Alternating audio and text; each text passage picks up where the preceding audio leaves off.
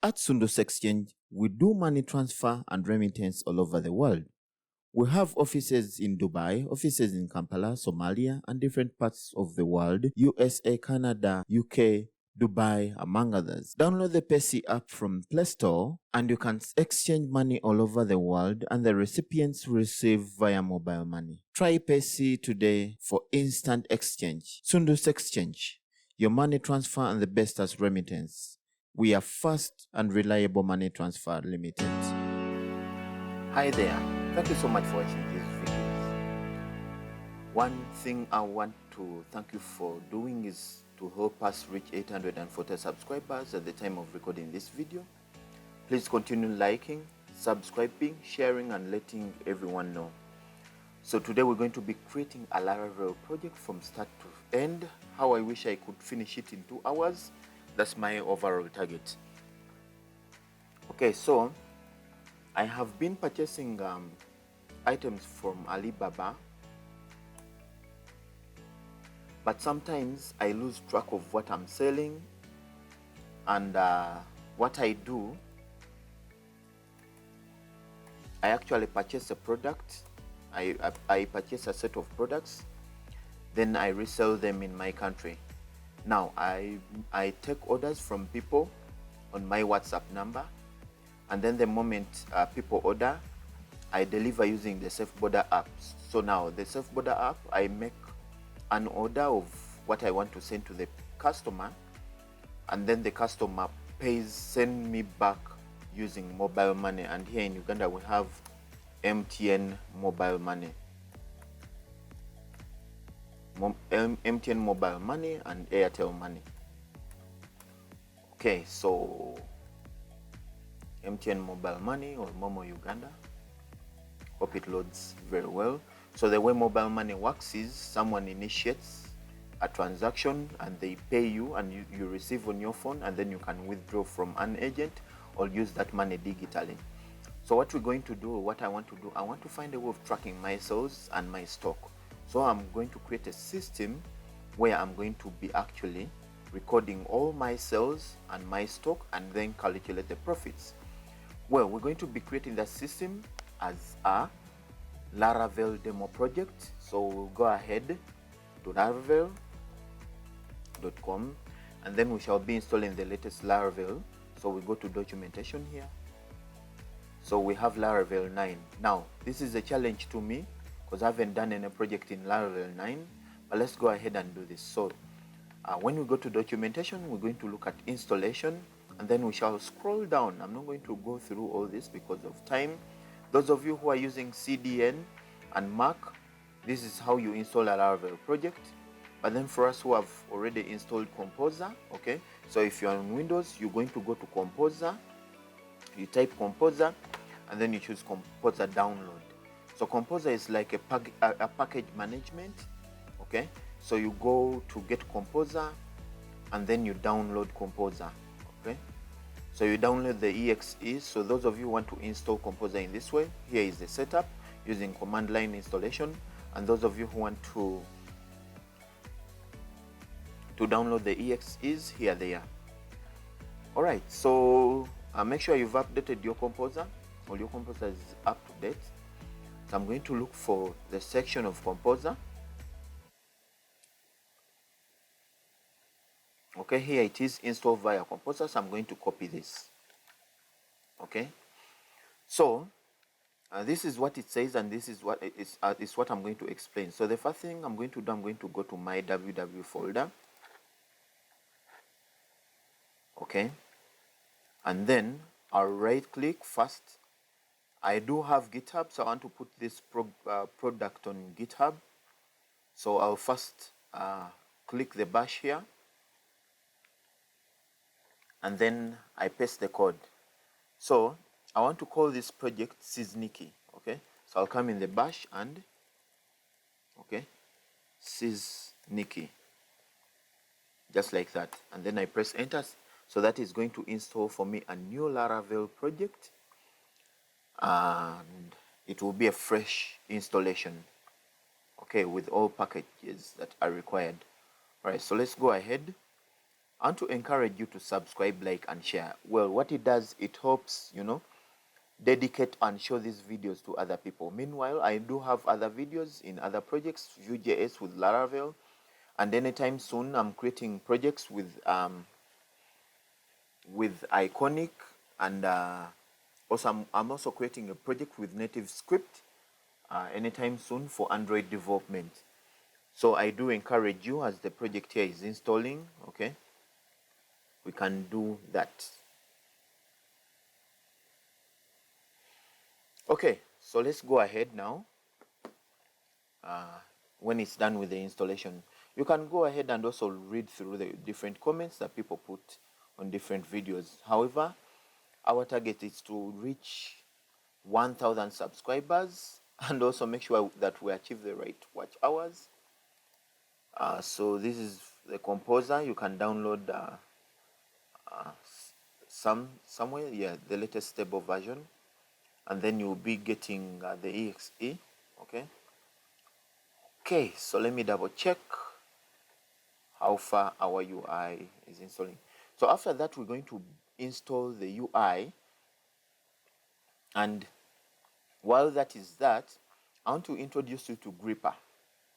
Now, Gripper is an extension. Here is Gripper.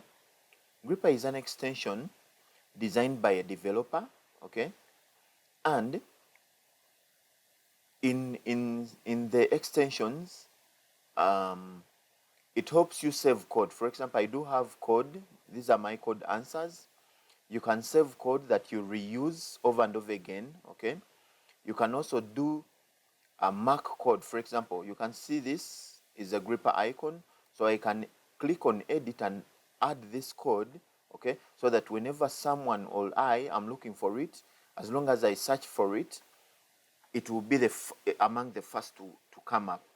For example, these are my gripper codes, okay. I have one for a JavaScript timeout flash. I have one okay, let me see. This one is I'm saying please vote this, where I want to add extensions. Okay, multiple extensions when someone is reading multiple extensions.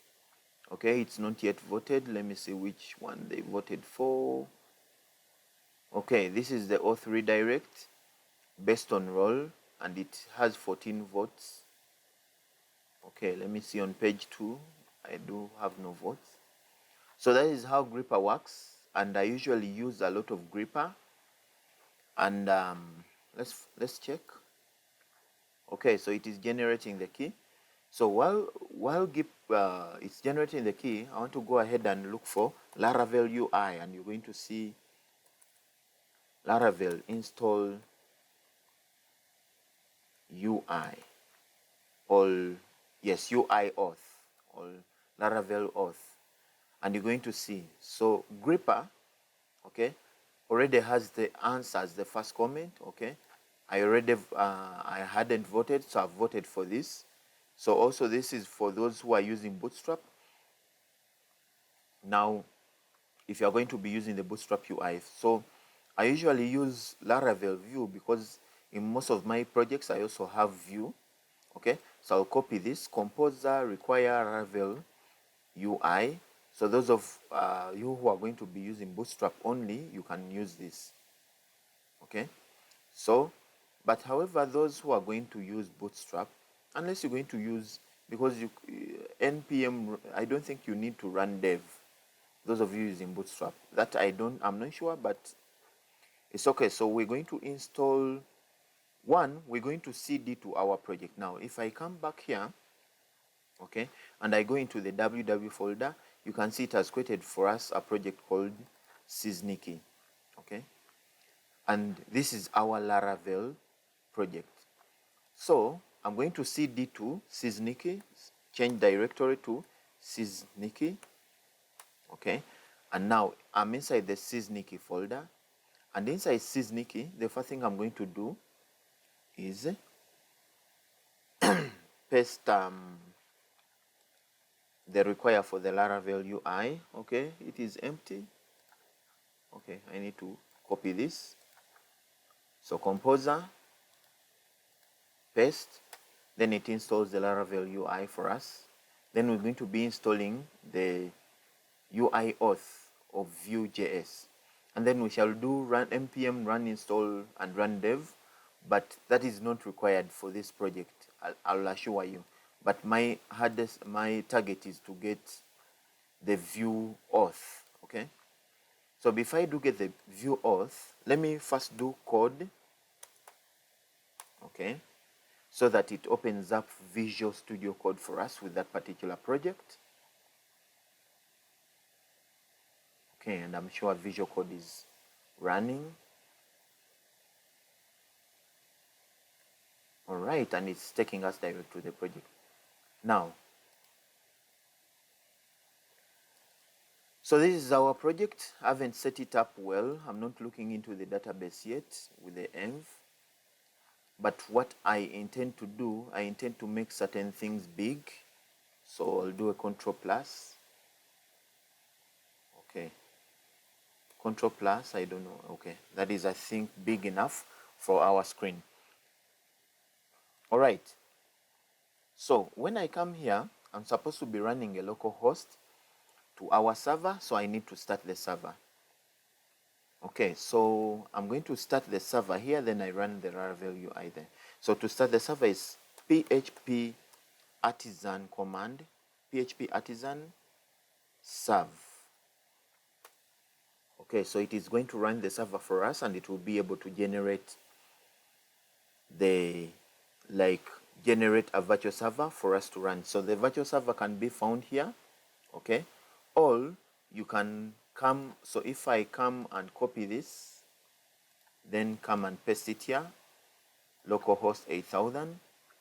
Right, it should be able to load this. Okay, so it has loaded the UI for us.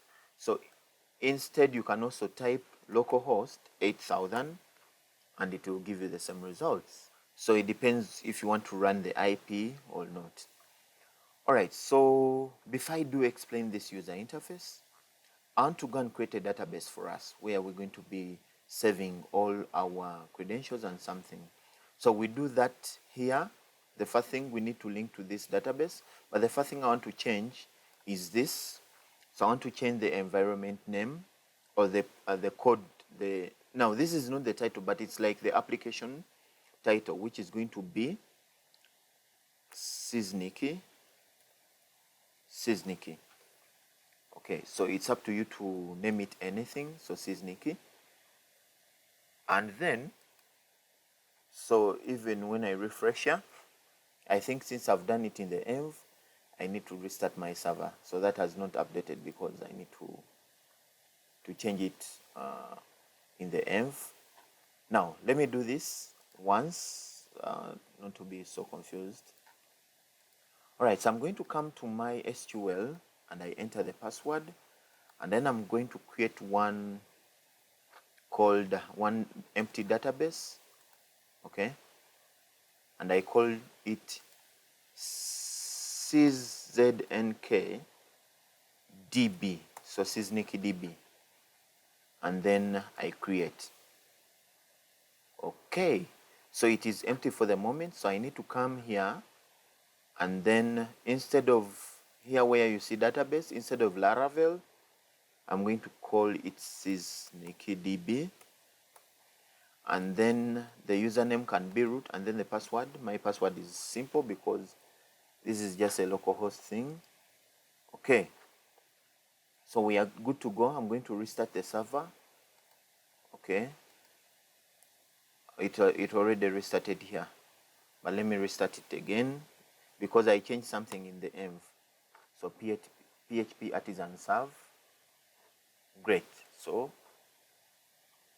if I come back and refresh, okay, we are running well. So which means this is not being read from this, from the app name, but it is being read from the other side, which other side we shall see. All right, so let me go ahead. I need to change a few things. So to change this here, okay, we need to find it in the right place. Which right place could be? Okay, so let me come we need to go to resources and look for views, and under views we have welcome. So it is under welcome. Okay, so I'm going to go to welcome and then look for the body. I don't want to work with anything concerning this div of the if and end if. Okay, so I'm scrolling down and taking out that to that place. I don't want to be affecting this part of the authentication, where if someone is logged in or not, because we're going to work with it. So if I refresh, that has disappeared. Meaning if I come and type, I'm going to create a div now here. So I'm going to be using Visual Studio shortcuts. I do have extensions. So it's going to be dot class. Okay, the class name is going to be, let's say, dot call 12. Okay, and then I put in an H1, sorry, and then I put the company name Sisniki, and I save. If we go back to this place and reroute, you can see there's Sisniki there, so which means we're on the right page, so the welcome page. So instead, what do I want? I don't want someone to go to the welcome page. Maybe I want someone to go direct to the login page. Okay, so however, the first thing we want to do is make sure that we have auth, or someone can include a picture on this welcome page. So to work with the auth, I'm going to go to the terminal, and then I paste, so let the terminal load, and then I paste my auth code. Okay, so that's not what I expect there. Okay, I need to get this Laravel UI auth. I don't know if I already included it. Then I let it run. So I'm going to run npm install as being directed there, npm install, and then after running npm install, I'll run npm, I won't run npm run dev. I'll run it later when I'm creating a view UI. Right, hope it doesn't take a lot of time. Meanwhile, as it is working on that, you see now the fact that we've run npm install, we have now the ability to reach the login page and then the register page. But they don't look good. They don't look good, so that's why I have Bootstrap with us here. So all you have to do is go and look for Bootstrap. Okay, Bootstrap. I'm not using Bootstrap View. Sorry. And then I get Bootstrap. So on get Bootstrap, I go to docs, and then I install Bootstrap. So what I'm going to do, I'm going to look for the CDN. So this is the latest CSS CDN, and then the JavaScript bundles. Okay. Okay. So let me copy the CDN and take the CDN to, okay, I'm going to look for, okay, I want to use layouts and then app, and then I think I can paste my CDN here. Okay, here are the links for the CDNs. Okay, that is one, and then we need to include the JavaScript bundle. Okay, so we can put it under scripts here. So again, we go to our friend Bootstrap, we copy this is the JavaScript bundle. Sometimes they require the JavaScript bundle to be put in the footer, okay, but it's okay. So let me go ahead and put it here under the JavaScript bundle. All right, so we need to go and refresh.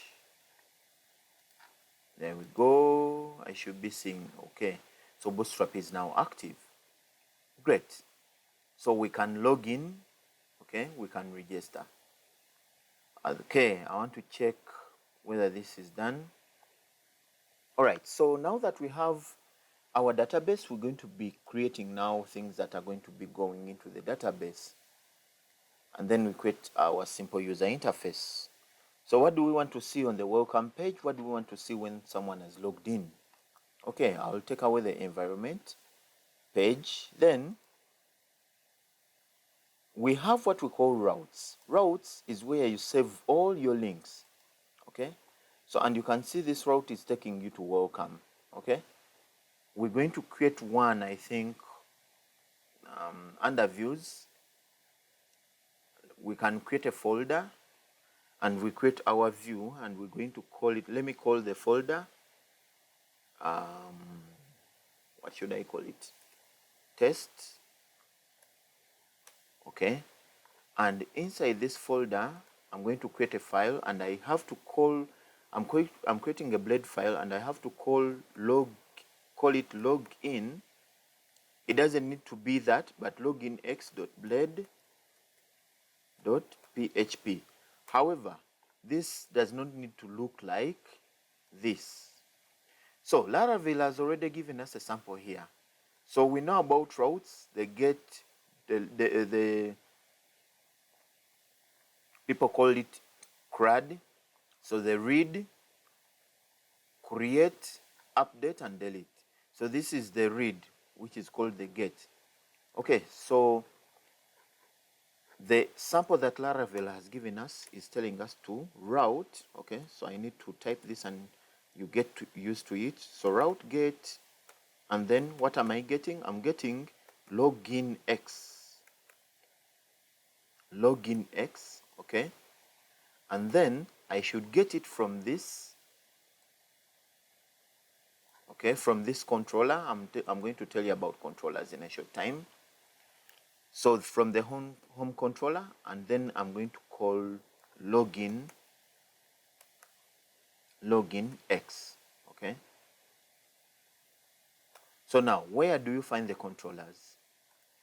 When you come to your browser here and you go under app, under HTTP is where you have the controllers. And okay, I do have the home controller in here, okay? And then I'm just going to go and create a public function called loginx. So I'm going to create public function loginx. Okay, and what should it do?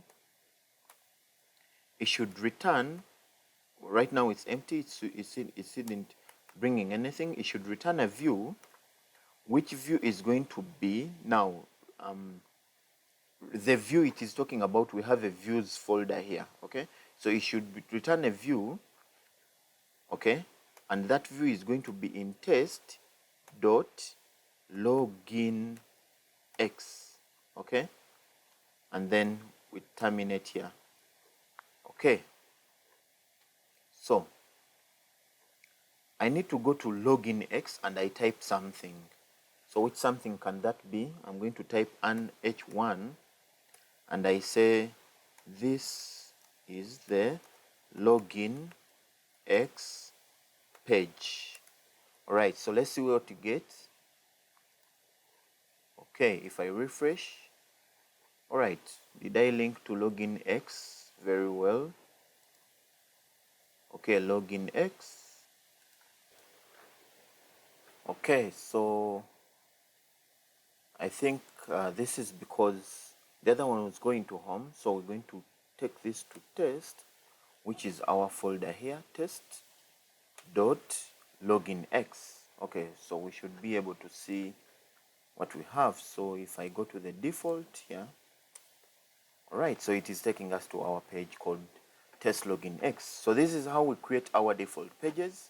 Okay, now the first thing I'm going to do is I'm going to clean up my page. Okay, first of all, I'm going to call it login. It can be a default page, but accessed after logins, or we lock it to be accessed when someone tries to log in, but we're going to first leave it open and then we shall add the login credentials later.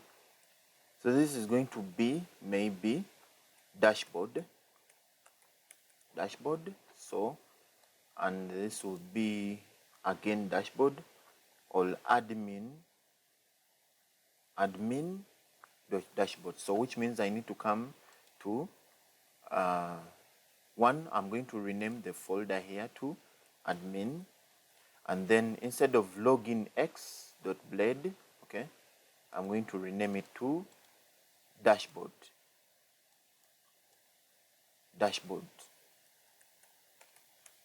Okay, .blade. Great. So if we refresh again, we should be able to get the same results. All right, so let me go ahead and work on this admin part. The first thing is I want to make sure that someone can always log in or log out, okay, as we were seeing it before.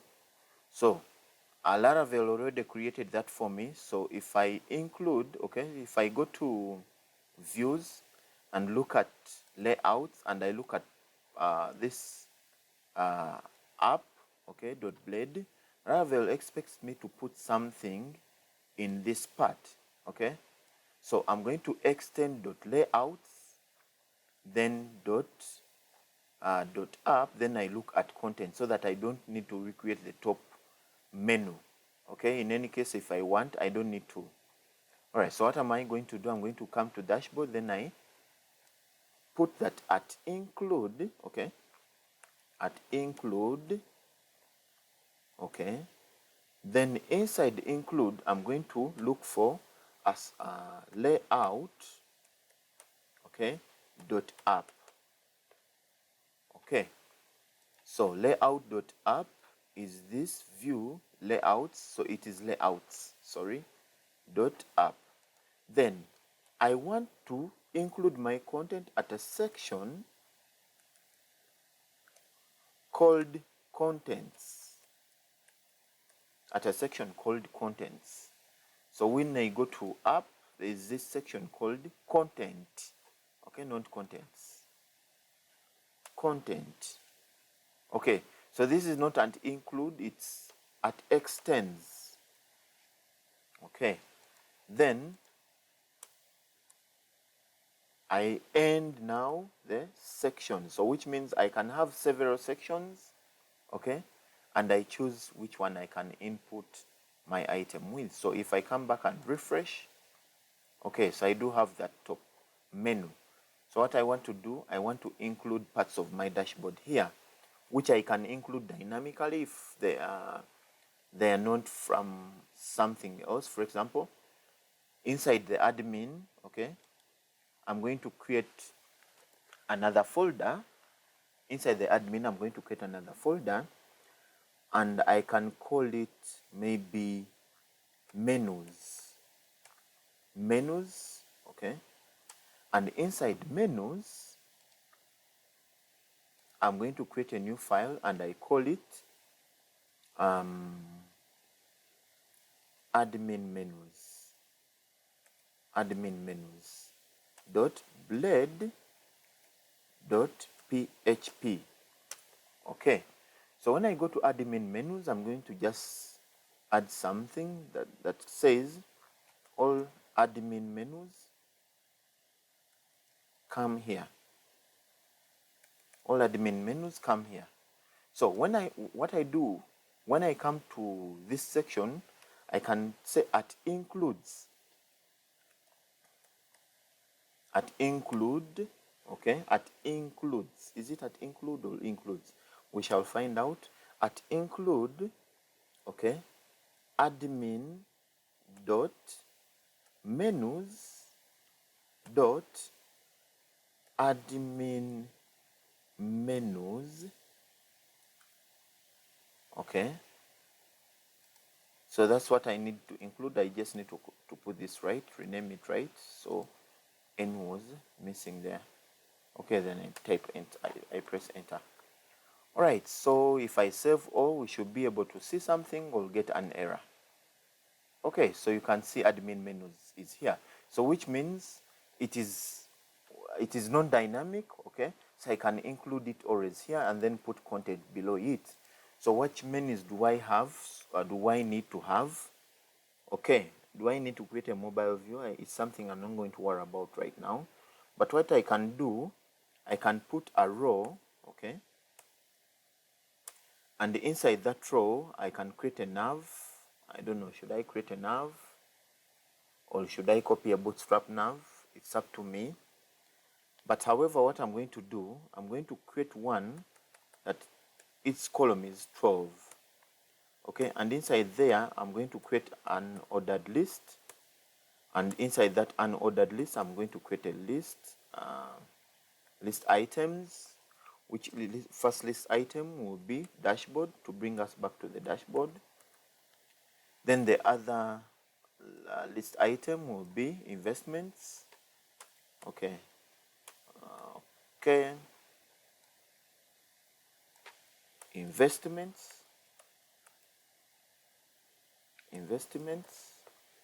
Then the other can be transactions. Okay, so this is how they are displayed here, not in any good way. I do have Bootstrap, but don't worry. So what we're going to do, I'm going to use Bootstrap again here.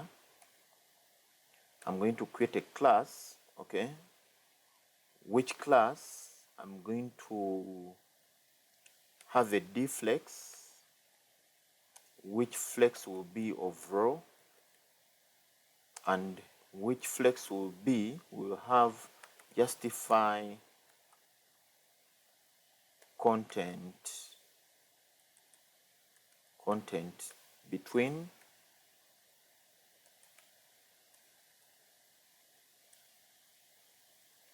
and then again it should align items center. Okay, align items center, and then I refresh. Okay, you can see they have gone to that far side, which far side I don't need. Okay, this should be container fluid, and now just fly around, I think. Okay, I want to save time. I don't want to spend time on the user interface. I want to spend time sharing the few things I can share. So this is going to have an a tag, okay, which a tag will have a link.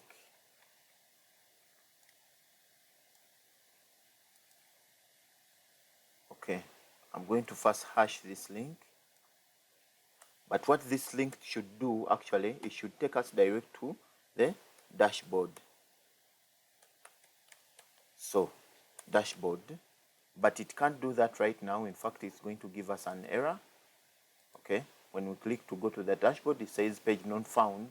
Reason why is because in our web route, instead that it's coming to looking for dashboard here, so we're going to change this to dashboard. Okay, and then I'll do the honors of changing the rest. So, all right, so dashboard. Okay, so any route it has not found, it has taken me back. So dashboard, and this route of login X is actually wrong. Okay, so I'm going to create a controller that is going to hold this part of the dashboard. All right, so let us create the controller that is going to hold this part of the dashboard, because it is routing to home, and the home controller by default, okay, is set that in case it's not seeing anything, it should go to the login. Okay, this is the middle auth. Now let me remove this, okay, and then we create our own controller. So how do we create our own controller? So this is going to be an empty controller, and I think we're going to call it the dashboard controller. So we're going to run php artisan make controller, okay, and then we create one called the dashboard controller. Okay, then we press enter, and it has created it successfully for us. This is the dashboard controller. All right, so we're simply going to go to our home controller. I deleted everything. So this will route, instead of home controller, it will route to dashboard controller. So dashboard controller, and then it looks for dashboard. Okay, so I don't need this at the end. I don't need it at all. Great. So when I go to the dashboard controller, I'm going to include a public function like we did before. So it will be public function dashboard. Okay. And then now the naming of dashboard is systematic, but I can even come here and point it to index. Okay. And that's what most developers do. They do, let's say dashboard index, then the other will be dashboard edit or dashboard view, and then the other will be dashboard update, like that. All right, so I'm going to just return the view. So return, okay, view, which view is going to have, so the view is going to be called dashboard dot, what did I call the view? So the view is in dashboards. Okay, the view is in dashboard.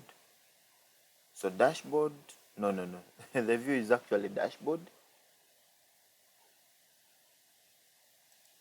Yes, the view is dashboard. That should be enough. And then I need to terminate here. All right, so I'll go ahead and click here. All right, so we have the same dashboard view. So whenever I click, it should bring the dashboard view. Okay.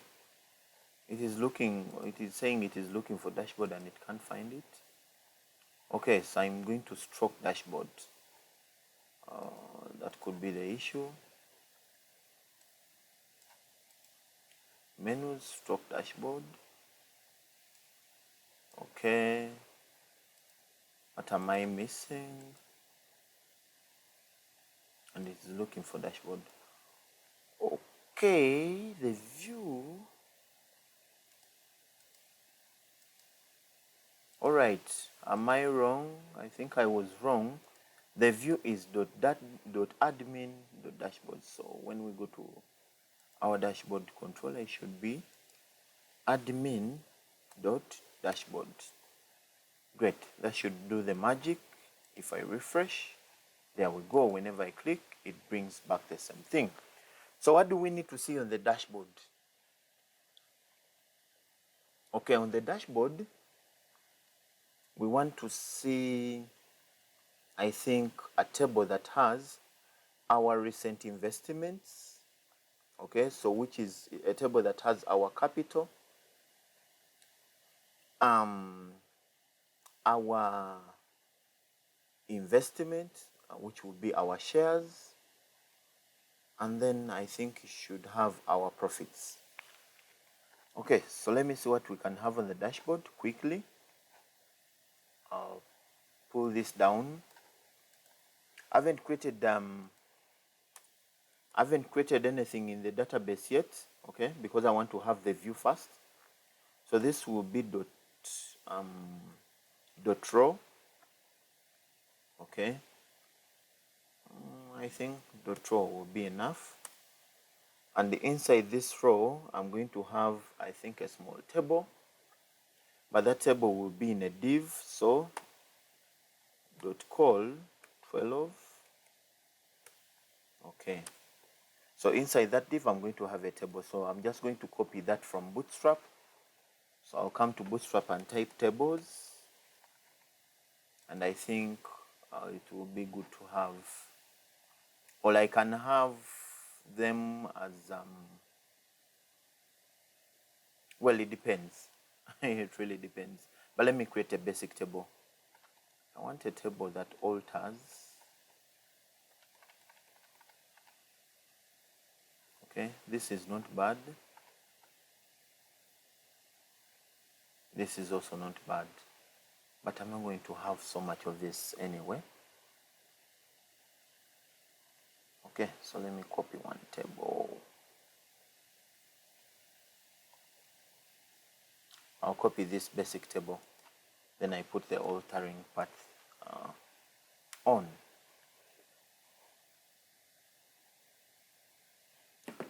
Okay, so let me go ahead and refresh. Okay, there we are. We have our table. So the first item, I don't need the first section.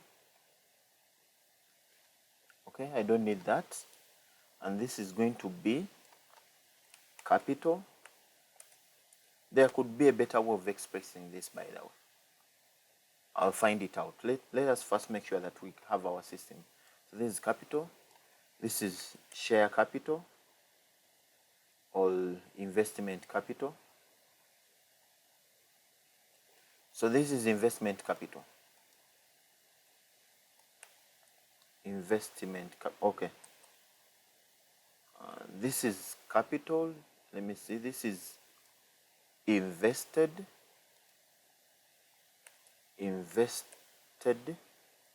capital. Okay, this is working capital. Let me call it working capital. Working capital. Working capital. And this is expenditures. This is expenditures, but I think expenditures can also be under working capital. Okay. This can be profits. Losses, I usually call it withdrawals. So money you've withdrawn and is not returning back. You've withdrawn it from the business. And lastly is profits. Profits. Okay, the other will be which user it belongs to, but that can be controlled dynamically. So which means if I check, we do have some fields that were not there before. Okay, so profits. All right, so of course these are wrong figures, but this should be my capital. Capital, working capital is the money that I've invested in. Okay, but this is the overall capital. So this is the working capital, this is the money I've withdrawn, and this is the profits. I can also include a field for sales. Okay, profits. So here you should be able to know whether you've made a loss or not based on the profits, and then there should be sales. Okay, so I'm going to add a section for sales. Sales. Okay, I want information from this place to be coming direct from the database. Okay, so that's when certain things come in handy with the database. So we're going to be creating our database right now. Okay, how? Okay, so we need to create those fields that are going to be contained in the database, and they are going to have those values. Okay, so what should be the initial values the moment someone logs in or they create an account with that? All right, the initial value should be 0 by default, and we're going to add that. So we're going to go to this place that is called database, and then we choose migrations. So you can see they already created migrations for us. The personal tokens, these are the access tokens, then the password, then the user. I think this is new in Laravel, especially the access tokens. But this table is not yet in the database. If I show you, there's nothing yet. So what we're going to do, we're going to create one.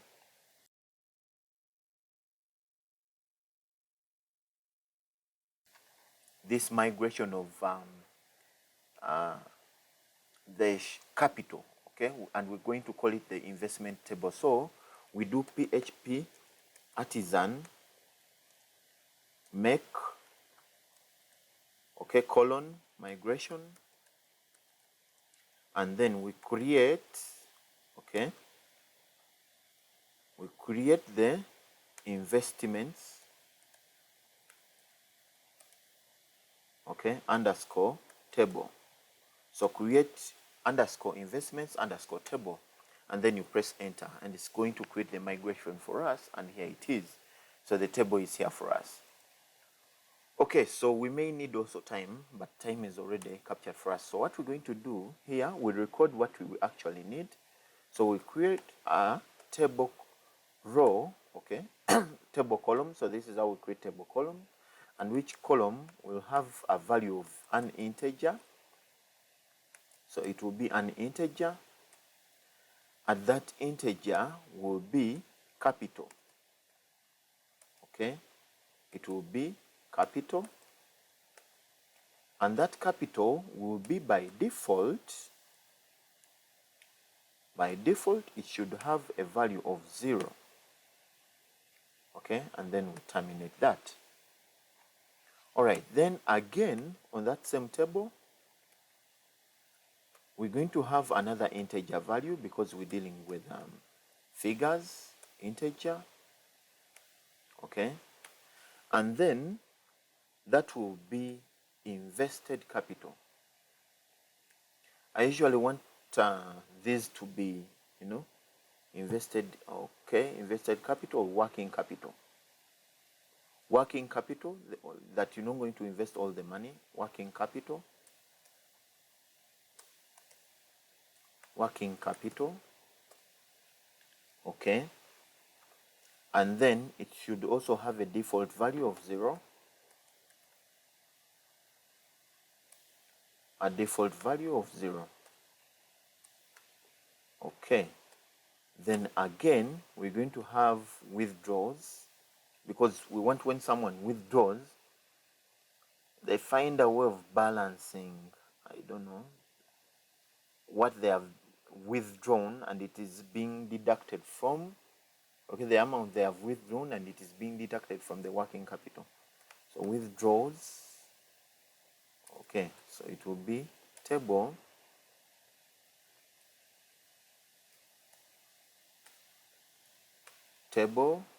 integer value, withdraws,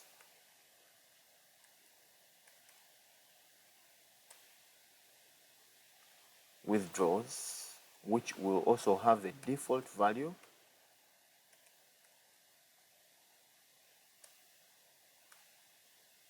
of 0. Okay, and then lastly we have sales table with an integer sales, that is what you've sold. It will also have a default of 0. And then we have another table for the profits table, which is also going to be an integer, and this integer will take in profits, and these profits will have also a default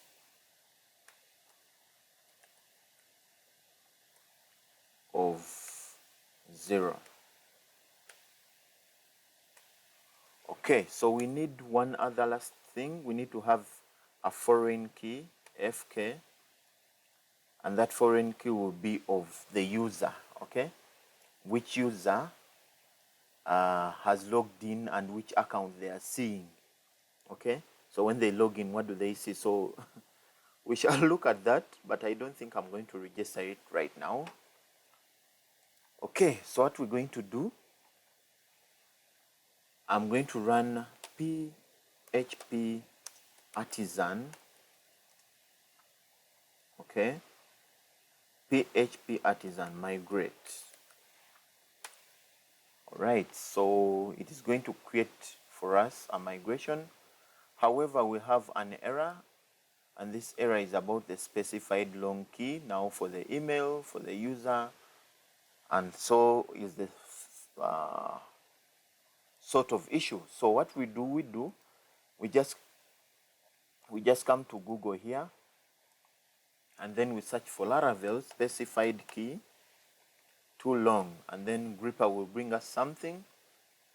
Okay, and Gripper is telling us I need to vote for this, and Gripper is telling us that you go to, okay, now this one didn't code it well. This person did not code it well.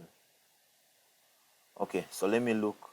This person won't take my vote because he's not directing me where I should put this for the specified key being long. But okay, we do have another value.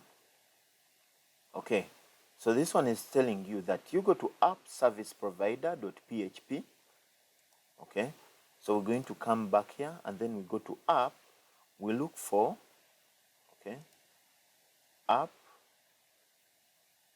as providers, then app service providers.php. Here it is, and then we add, okay, we add this, that use eliminate, okay, facet schema. So we're going to add them here, and then we come down here at the boot, and then we also add something. Okay, at the boot we're going to add this for the specified key. Okay, and this is the default string length, so when it is saved into the database, that should be captured. All right, so if I go to the database and I refresh, okay, Sysniki here is bringing me the user's migration, okay, but it has not created the other migration. So what I want to do, I want to go to migrations here. Okay, there is nothing. I'm going to delete the table. I'm going to drop this table so that I create it again, because Laravel didn't create anything. So, okay. However, all tables that are created are already in migration, so Laravel first checks for that. All right, so with that said, let me close this and then come and try to run the PHP artisan migrate again. Great, so the tables have been created successfully this time. So if I refresh, okay, we do have our tables, and among our tables, apart from the person's token, we have users. Okay, then we also have investments. Okay, so we are going to read from what is coming in from investments, but we need to create one by default.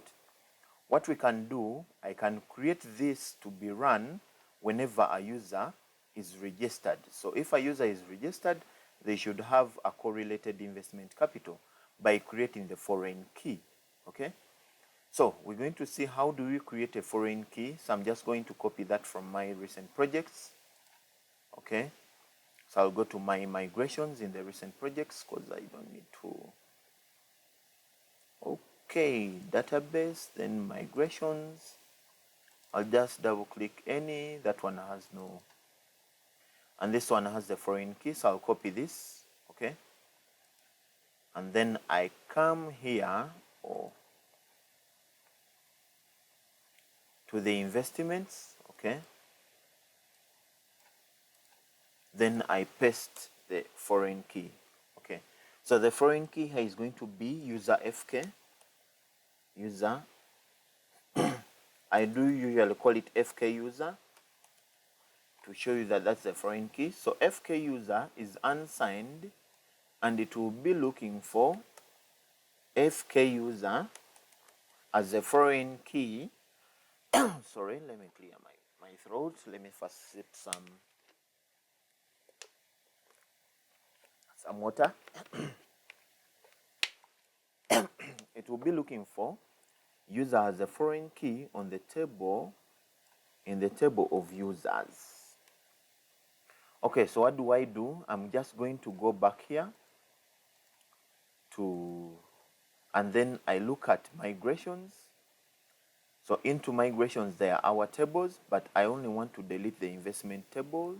Okay, then I'm also going to drop it here. So investment, then I drop. Then I'm going to run PHP artisan migrate again. Okay, so it has created for me the investments table, but this time around it has a foreign key, which is FK user. Okay, so I want to do it in a way that the moment a user registers, it creates a table for them where the foreign key is that particular user. Okay, so how do I make sure that the foreign key is that particular user? We're going to see. So by default, I'm going to create that anyway. Let's do that because the others are defaulted by 0, but the FK user is not defaulted by 0. Okay, so we're going to go to our auth here. So I'm going to make the other key, the FK key, nullable so that it's not an index. So I'll just come here in my structure and then I choose to change it. Okay, so this should be null. I'll delete it as an index there. Unsigned, it should be null. Save.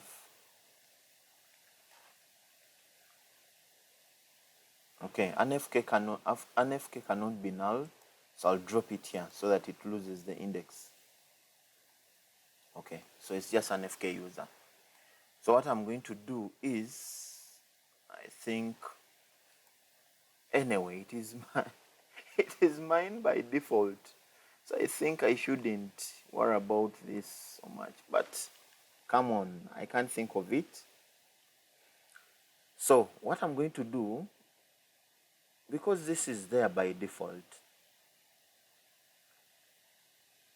okay, so I'm going to initiate, and if one is initiated, okay, it is initiated once. It cannot be initiated anymore. Maybe that's, I'll create an initiate button that initiates a user.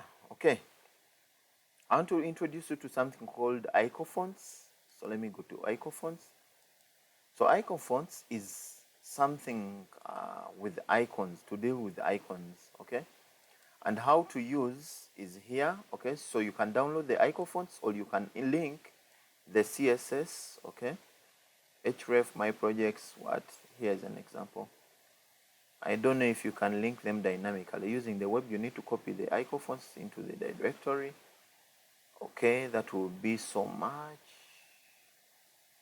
Icon fonts, is there another way?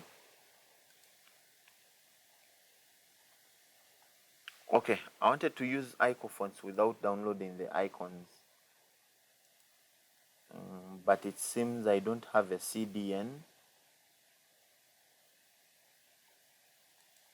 It seems we cannot find the CDN for the icon fonts. Come on. Okay, let me put that aside anyway. So what I'm going to do, I'm going to come to the dashboard and create a small button, okay? And that small button is going to be to create a value of initiate, and if the logged in user is already initiated, it won't appear. Okay, so let me do that. I'm going to create a button. So this is unnecessary, the scope of the column. Anyway, it depends. I'm going to create a button, so I'll do a .btn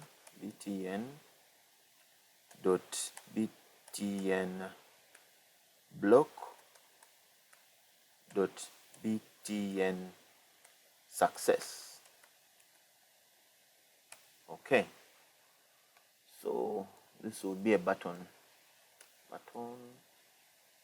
and then this will be a button. So this will be called initiate business. Okay, so let's check.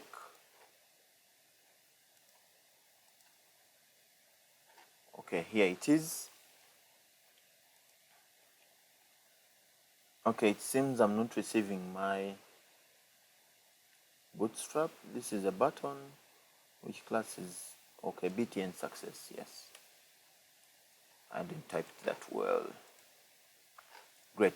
So I want the moment someone clicks initiate, okay, it creates the default values for that particular user, okay. So which means the initiate button is going to have an a tag, okay. The initiate button is going to have an a tag. I do that so that I can have an a tag with a link.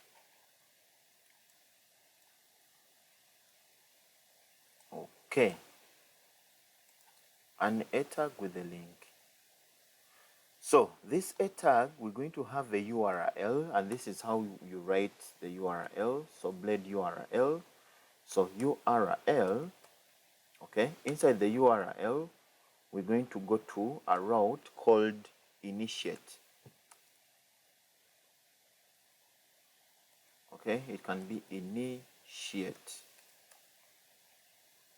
just like that. Okay, so the moment you press initiate, okay, you'll need to go to, let me take away the register controller. The moment you press initiate, you'll go to web, okay, and then we route to initiate. So route, okay, get initiate, route get initiate, okay, comma, then I copy these. So it's going to be a dashboard route already. I'll just copy these and then paste them here. So dashboard, and then it will call initiate.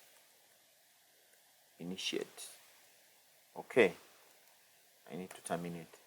So now if I'm going to go to the dashboard and create one public function,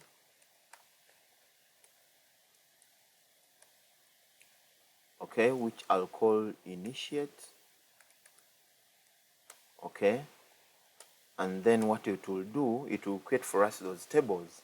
Now we need to create what they call a model. A model is going to take in those fields that need to be stored to the database. So how do we do that? I'm going to call my terminal. Okay, then I do PHP artisan make model, okay, then I call it dashboard model. Should I call that dashboard? No, investments model, because we already have, okay, you make sure that the first letter is in capital letter, is camel case. I'm calling it investment model because we're going to have investments, okay. So the models are here under models, investments model. All right, so I need to copy something else again. We need to point to the table that this model is looking at. So I want to call my friend again, my friend Atom, from another, and I get the code from another, okay, from another. So this will be protected, okay. I think protected is equal to the table, then we go and get that. Okay, let me first get the Atom running and then take in our, copy our items for the model to save ourselves the time. Okay, so I'll go to the models of this project of mine, app, then I look at models, where is it? By the way, you can find this this project on GitHub. So protected repo auditors, protected failable, this and this. Okay. All right, so where are you? So protected table is investments.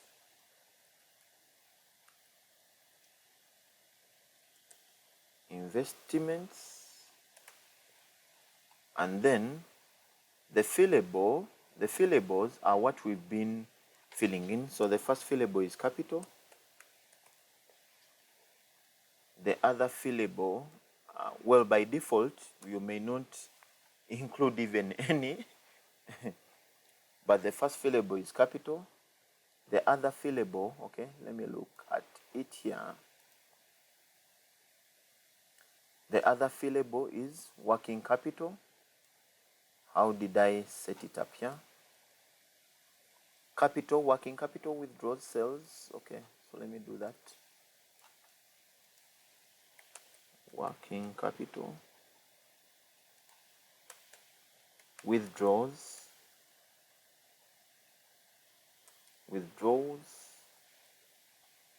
you add a comma because this is an array.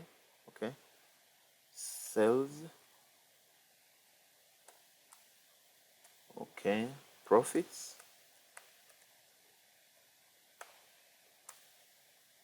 and then the FK user. Okay, so the moment someone presses the initiate button, what do we need to do? Okay, so initiate, we're going to call use app,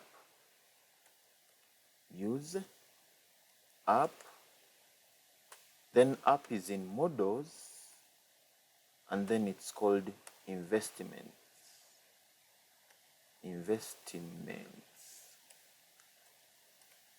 Did I call it investment models? I didn't need to, but investment model, I didn't really need to. Okay, so terminate.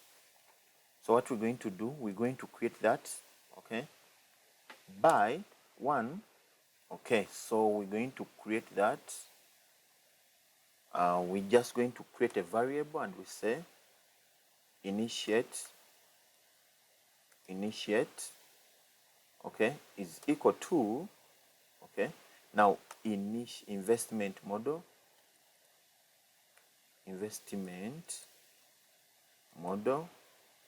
I really need to, let me just change the model here to just be investments. I don't need to have investments model for sure. Okay, so it has created another model for me, so I can delete the other one.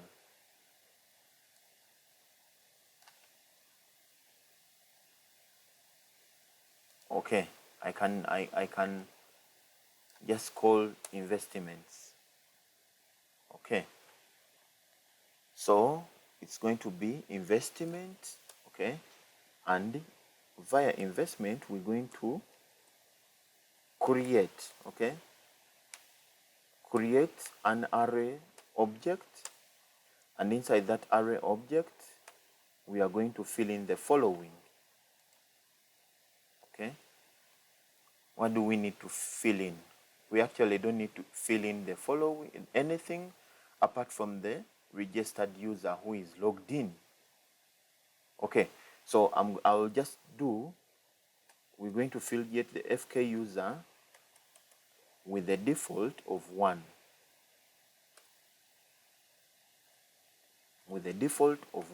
Then I put a comma. So this is after. Then what do we get? So we're going to return something. So we're going to return back. Okay, we are returning back to the dashboard. We're going to return back to the dashboard with, okay, with success that indicates that investment initiated. Investment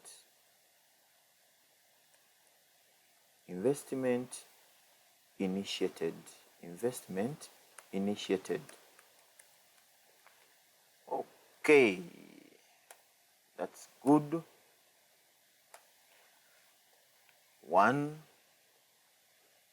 So I'm going to create something. I'm going to create something called partials that is going to be keeping my messages, and I'll copy those messages from somewhere so that I don't write it again. So I'm going to come in the views here and I create a new folder. I call it partials. Okay, and inside partials I'm going to fill in some code. that you can get elsewhere. This code is just bootstrap code that will give us success and the errors and whatsoever. So I'm going to go to my views here, then I look into my partials folder, then I look into principal. I want includes folder, then I look into partials. Okay, so I'll copy this whole folder. I think I'll copy the contents of this folder and then come and paste it into my partials here. Oh, I cannot. I cannot.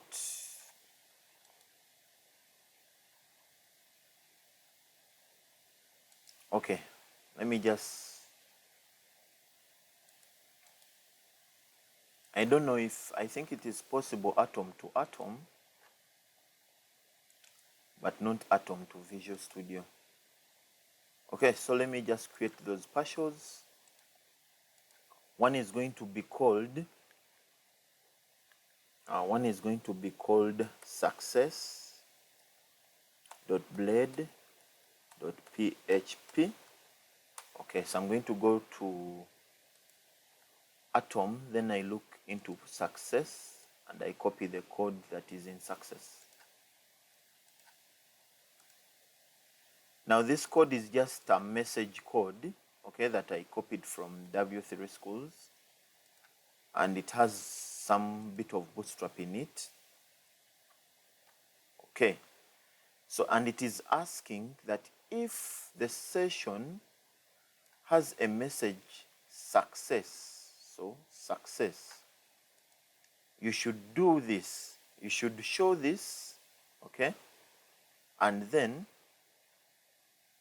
create an alert, okay, and then you get the success message, and then you end if, okay. So these are symbols from the W3 Schools. Now I want that message to be included and fixed somewhere, okay. I want that message to be included and fixed somewhere. For example, you can see here in partials, okay, I created it, and then I included it in the includes, okay. So I do have here dashboard header, and I called all of them in one file called dashboard header, okay, where I'm going to have the flash message. So I'm going to copy this again, because what I have in partials, I included it in dashboard header, okay. So I'm going to come and create one called dashboard header here, okay, admin dashboard. Okay, so I'll just create one called new file, and I'll call it, okay, let me leave it in the partials. In fact, let me put the partials again into includes, okay. So includes means there are certain things I'll be calling, just like I called the admin part. So I have one called includes dot blade, okay, includes folder, sorry, includes folder, and inside the includes folder I'm going to move partials, okay, move. So okay, so inside the includes folder there's a folder called partials. Partials is not reflecting here, and again inside the includes folder I'm going to create a new file that I'm going to call dashboard header, dashboard header dot blade dot php. Okay, I'm sorry for going round, but what I have in dashboard header is this code, and this code goes to includes and looks for partials and looks for one called warning, the other called success. So which partials is this? Then I'm also going to create the dashboard footer, okay, inside the includes dashboard footer dot blade dot php. Okay, And that dashboard footer is also going to take in code. This code you will find on the GitHub link. So it is taking in a script code that I showed you in Gripper that flashes the item for a small time, okay? Okay. Now I want to include this, okay? This is fixed on top. You can fix on bottom. And I think we can justify content center, blah, blah, blah, blah.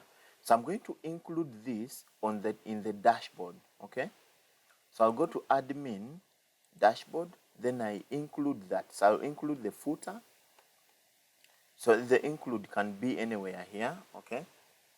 Just like I included the menu. So I'll do an include, which will take in, guess right, it will take in from includes,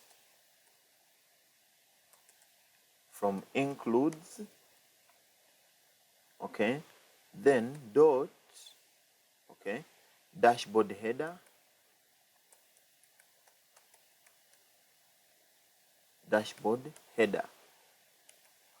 okay, then I'll include the same at the bottom because I want my JavaScript to be running,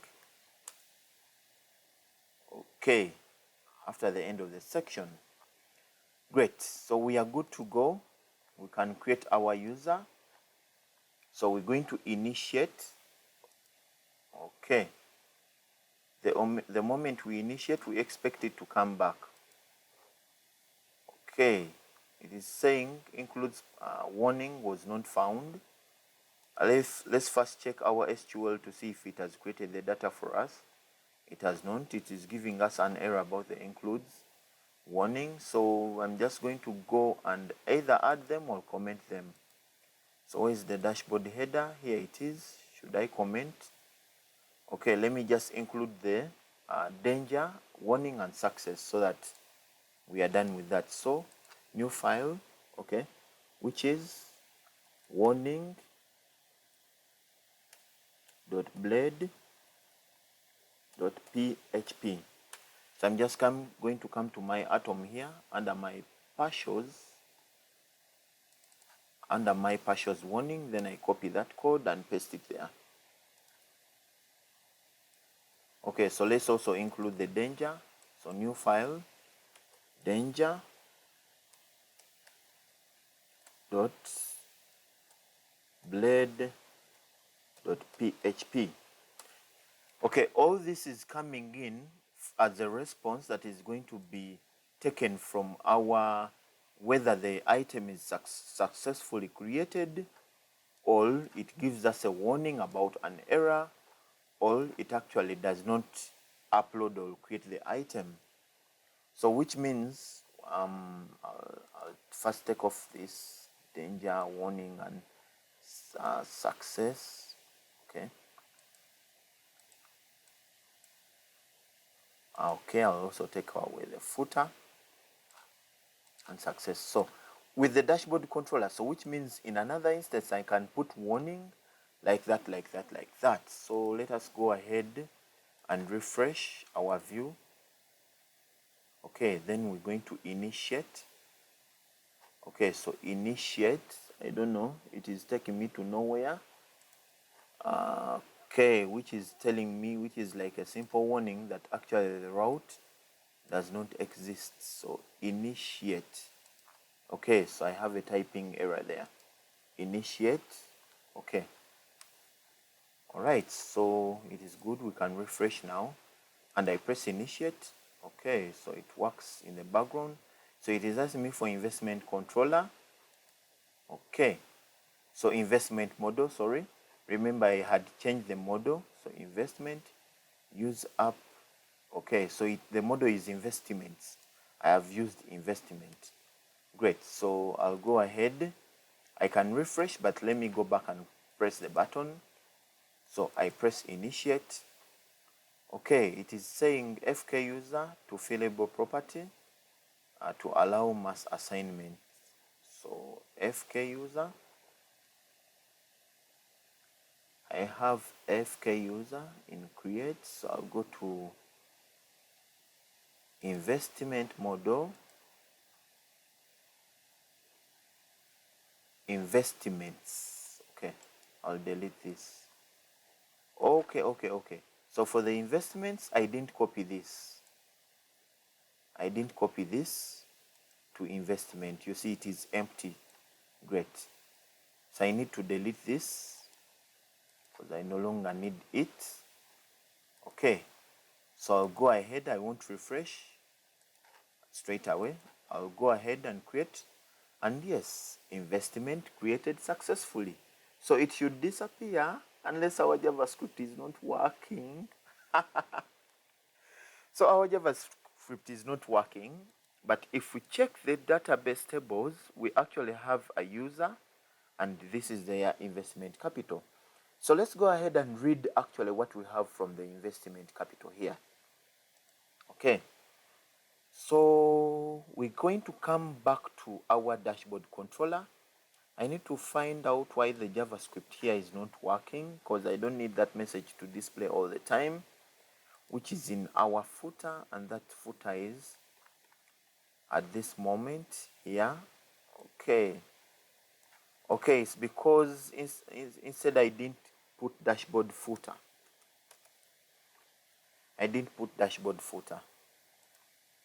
Okay, so let me do myself the honors. I'm going to go and empty that field in the database. I'm going to empty this investments database.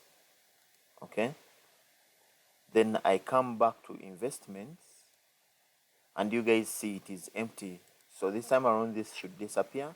So I'm going to initiate again, then it comes back, and then it should disappear after some time. Really? Okay, I do understand why. Maybe just because my JavaScript is not in the footer, but this should disappear. Okay, I do understand. Maybe because I needed to refresh, I just initiated. Okay, let me go ahead and do the honors again of deleting. Okay, so I'm going to empty the table and try again. If it fails, I won't waste your time. I'll just go ahead and do the necessary, then we'll correct that later. So okay, it should disappear after some time. Okay, so I won't mind that. So what we want to do, we want to read, instead of Mark and who and the friends, we want to read what is actually coming in from the database. So we need to just go to the dashboard controller here. We already initiated the page that is reading the dashboard. And what are we going to do? We're going to create now the investment. We're going to read the investment. Okay, so we can call dollar. Okay, have I used the investment already here? Dollar investment, dollar investment, dollar investments as plural is equal to investments. Okay, then we're going to get all investments, all. Okay,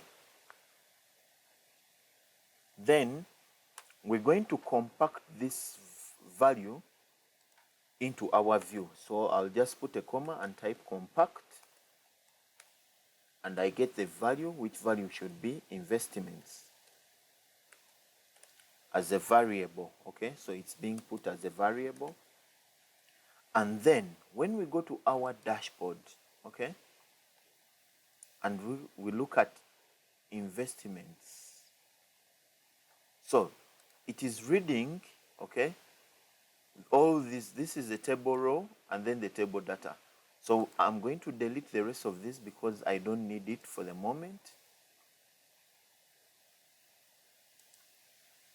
Okay, and if I go back and I refresh, we do have one item from Mark. Okay, so what I'm going to do, the initial field, for example, this, I don't need this. We're going to call for what we call a for each statement for that row.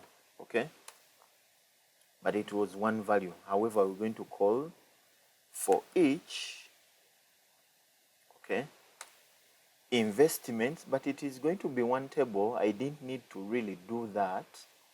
I would be pushing one here, but let's do the collection request. For each investment,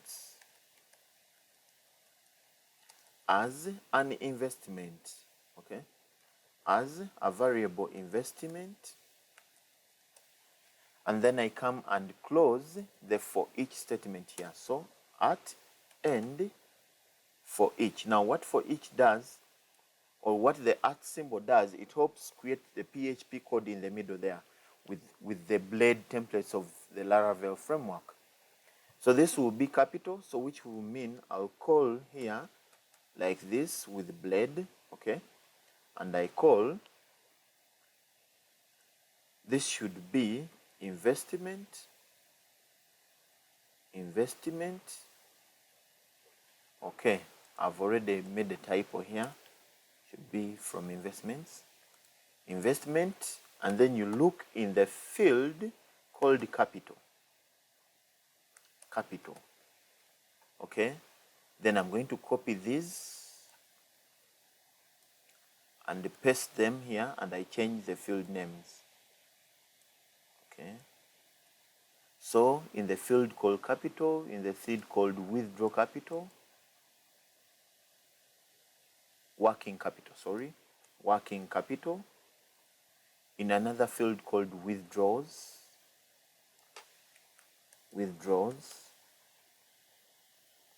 in another field called sales, and lastly in the other field called profits.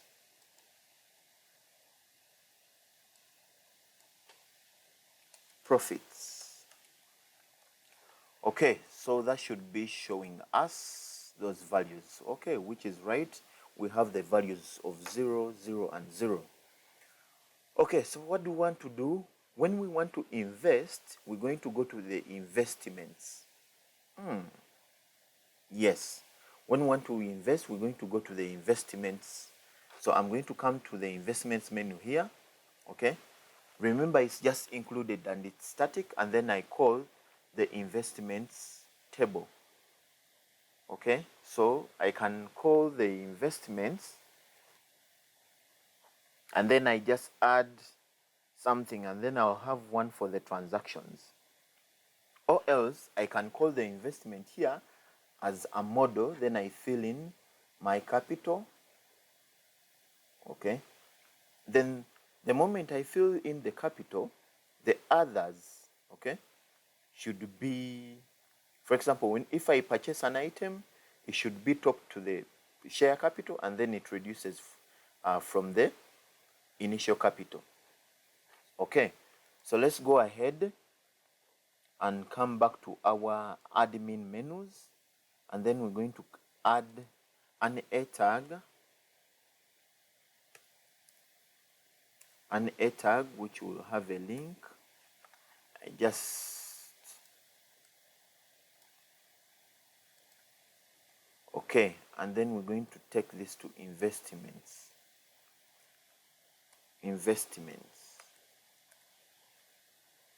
Okay, so all right, so I'm going to come to the browser under the admin,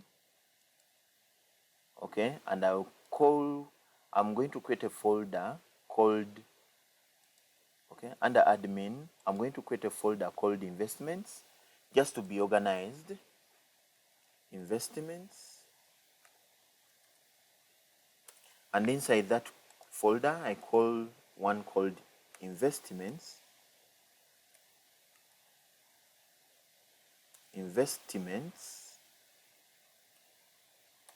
.blade.php.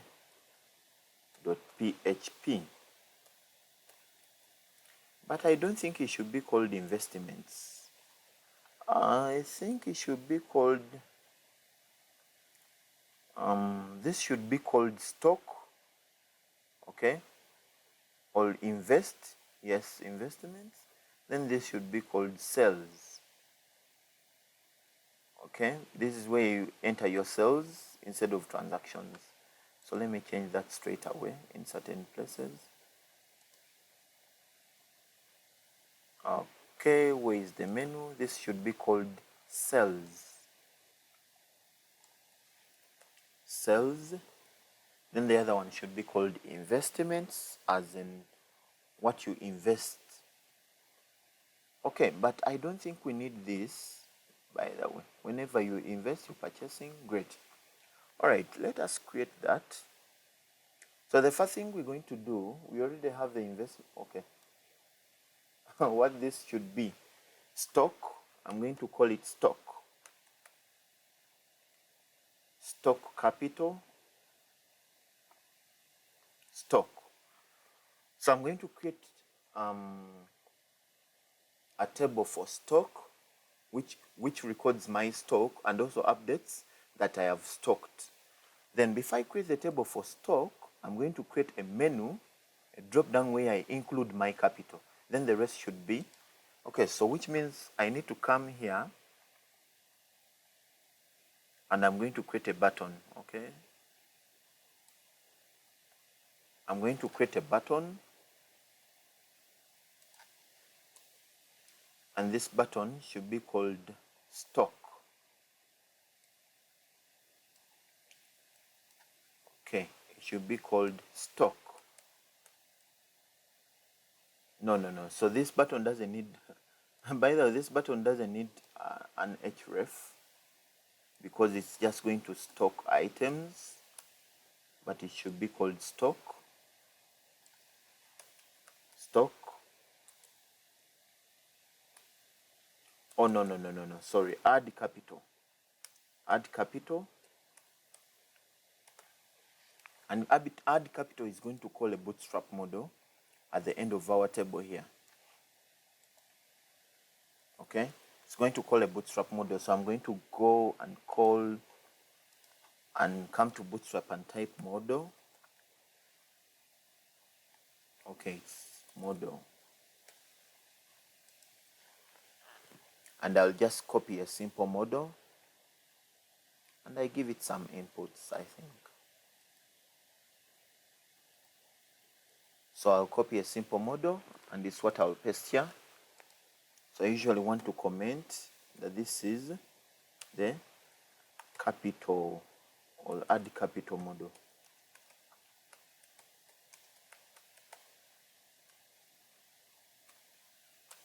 Okay, so the model desires a target. Where is this?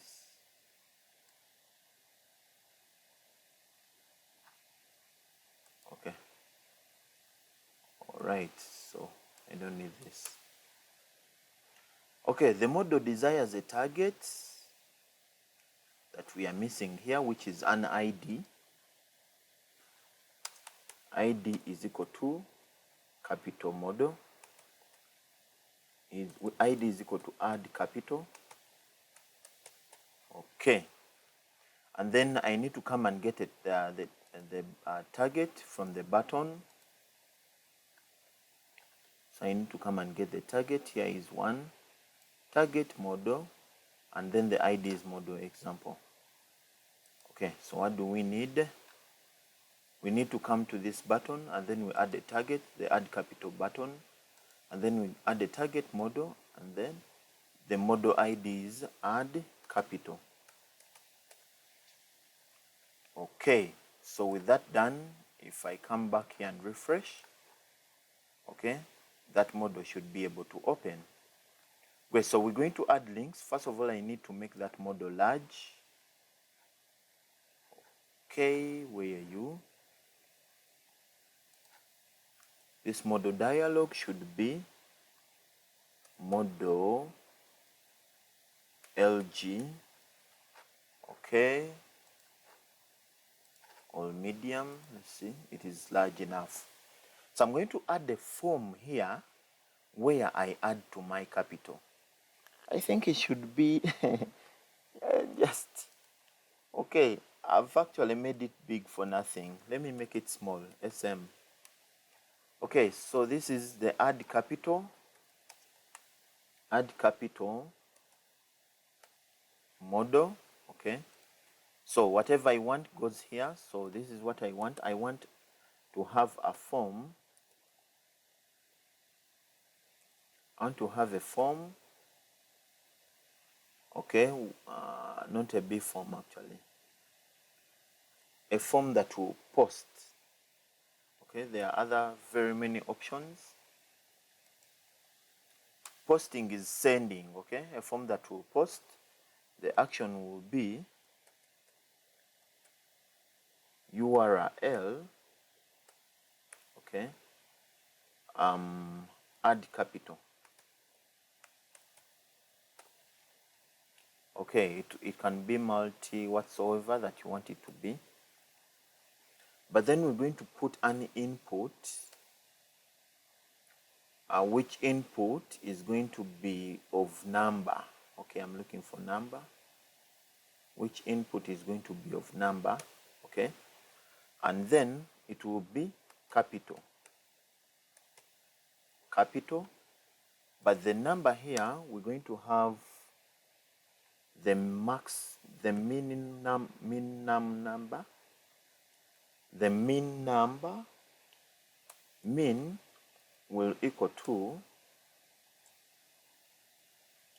I think, 0. Okay, when you add and you've added 0, okay, and then we also need to have a button.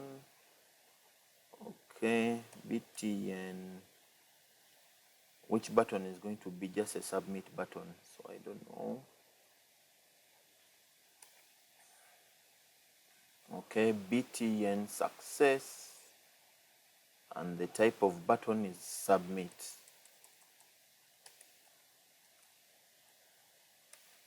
Okay, so this is going to be add capital.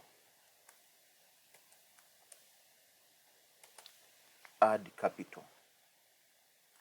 All right, so we've not created the transactions table yet to add capital, but we should be able to see that transaction actually in transactions, that we added capital on this and this date, and then we update. So should we have a capital table? That's now when the project starts expanding before you know it. All right, so let's refresh and we see if our model has reflected whatever we needed to add capital as a constant. It assumed, okay, yes, this is supposed to be a string. Okay, let us refresh. Great, so this is my drop down. It can't go less than that, but it can go up. Now the other thing that I need to do is make sure that this has a class. Okay, it has a class, and that class is going to be form control. That's just a bootstrap value, form control. And I think also the button, I don't expect the button to have that. But also in this class, I'm going to have a margin bottom of 4. Okay, 4 is too much, but you'll see what we have. Okay, this is what we have. And then I think I can have a placeholder here that says input capital. So placeholder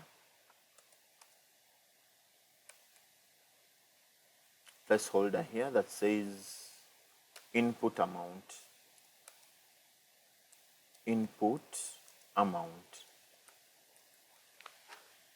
Okay, when I refresh, there we go, input amount. Then you have to type or push it up.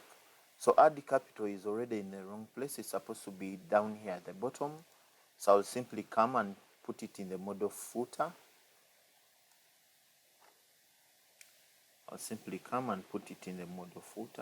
There you go. Okay, it will also be on the wrong position that I don't want it to be. But here we go, we are fine. Okay, now when you press add capital, what should it do? It should take you somewhere, and then it updates that amount to the table. So we're going to be looking at update. All right, so we're going to go to our web. Okay, then we do one for adding capital. What I usually do, I do, because you may have many routes, add capital. add capital routes. Okay, so we are going to route and we are posting, so we post information, and that information we're adding capital to the auth in user. Okay, so I've not created the auth in user, but it's okay. Add capital. Add capital. Should we allow someone to edit capital, by the way, to edit the amount, or once they add, it's up to them? That depends on you, but people should be sure when they are dealing with money. So this is going to go to the dashboard controller, add capital. Okay, so it will be updating that part. So it's a post. So when you have a post here, you write, okay, so I'll again add a comment, add capital. Here you include that what you want to run is actually a request, and it already called for us the request facades. Okay, so what we're going to do, we're going to do a public function. Okay, and then what do? We write request, and then we call now the variable request. Okay, so the request we're fetching from the other side is very simple. When you come to the dashboard, to our model, we are requesting for a name called capital. Okay, so what do? We're going to update our value, so which is simple. So update capital, because the value already exists. Okay, is equal to, okay, so I would have sent the auth in user from the other side, but it's okay, is equal to investments,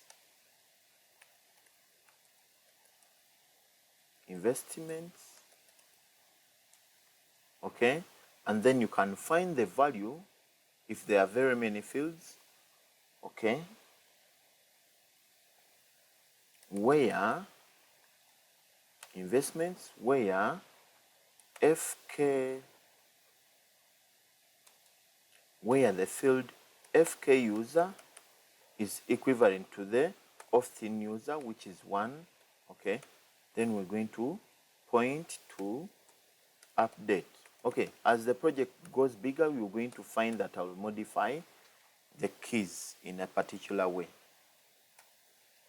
Okay, so here is missing something, by the way.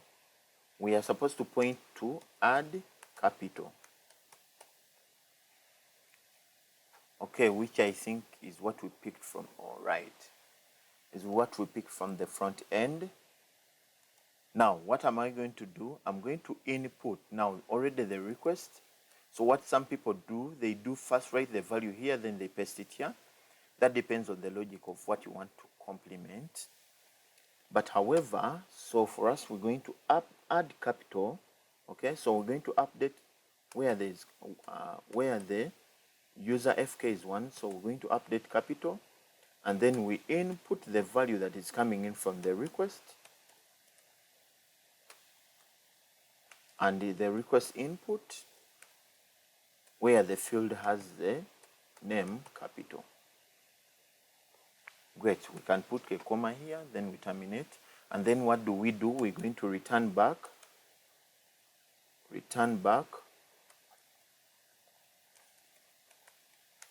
Okay, we return back with, okay, success, and then we indicate that capital updated successfully. Okay, then we terminate, and this should be able to do the magic. Return back. Okay, there is a complaint here. What is the complaint?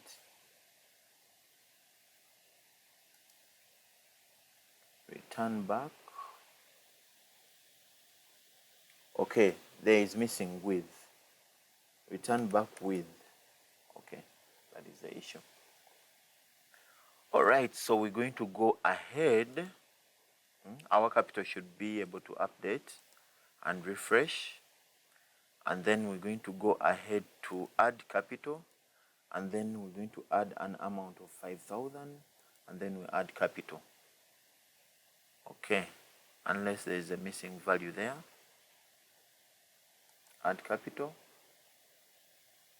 Okay, is my button not submitting, not a submit button? Yes, it is a submit button. The action is here, add capital. Is there anything missing of why it is not submitting the value? 5,000. Okay, the button is not submitting. I opened the form. Okay, the button is outside the form. Oh, sorry. The button is outside the form, so I'll do put the form outside the model body because the button is on the side of the model footer. Then I move both of these to the other side just for being clean and smart. Okay, let me refresh. I need to add capital and then I add 5,000 as the amount I add. So add capital is not seen. Okay, what did we do? Add capital. Add capital as a post. Okay, let me check. All right, so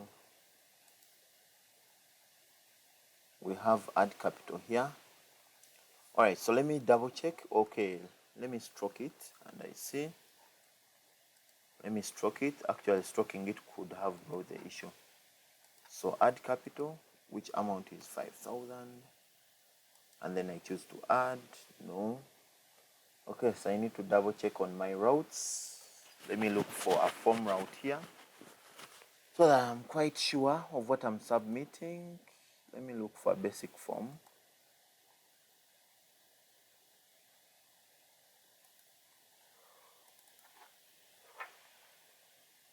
Okay, then I look into my models. My models, I just need to know. Okay, I do think I'm submitting the right thing, unless it wants the ink type. Okay, I need also the cross-reference site token. It would actually warn me about that. So I need to include the cross-reference site token. The URL is right. All right, the URL is fine. I don't know if I need to add the multi data.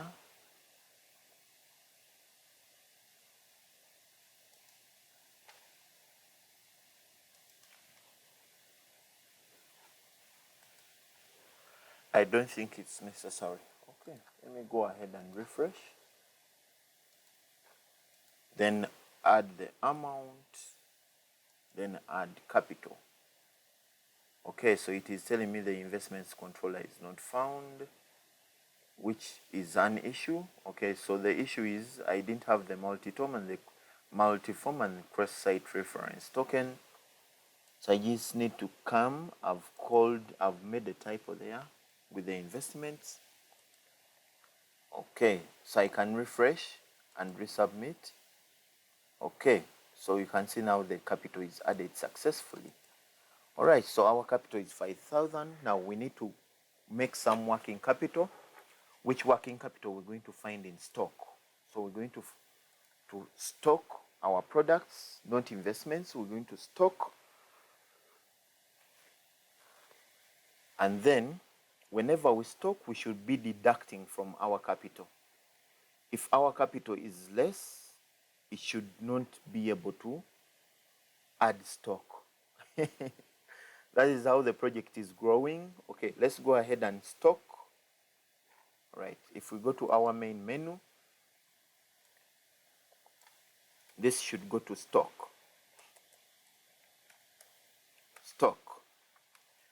And I think we need to now create the stocks table. Okay, so we're going to go to our terminal here, and then we do a PHP artisan make migration. Okay, and then we create underscore stocks underscore table. All right, that is okay. So we're going to go to our migration and we look at the stocks table. But what I can do, I can also make a stocks model and a stocks controller. Okay, and so that we're done with that. So PHP artisan make model stocks with the capital, okay, stocks, then PHP artisan make controller, okay, stocks, okay, my fingers are so quick, stocks controller with the capital C. Okay, so let me go ahead and take sip some water, then come back and resume.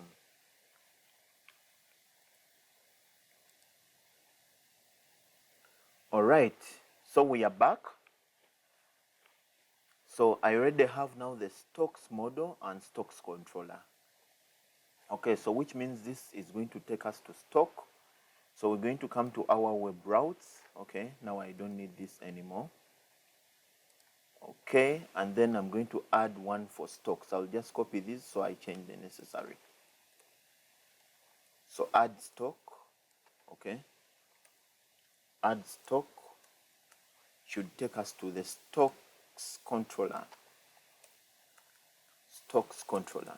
Stocks controller, and then it should be called add stock. Okay, so this is called stock, sorry. Stock.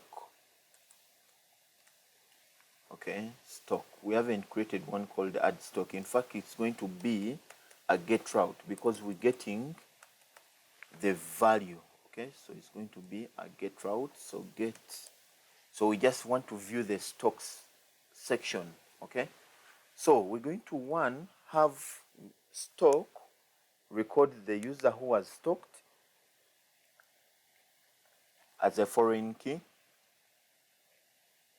Okay, so I'm going to go to my migrations.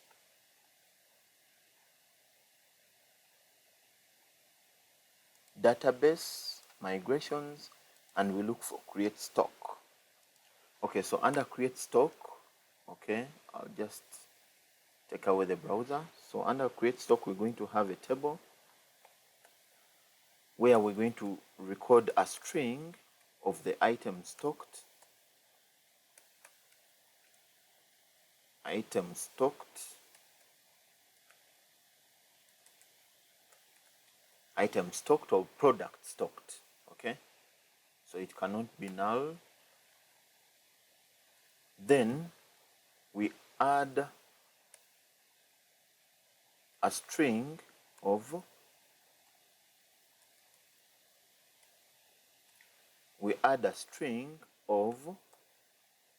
string of quantity. Okay, stock quantity,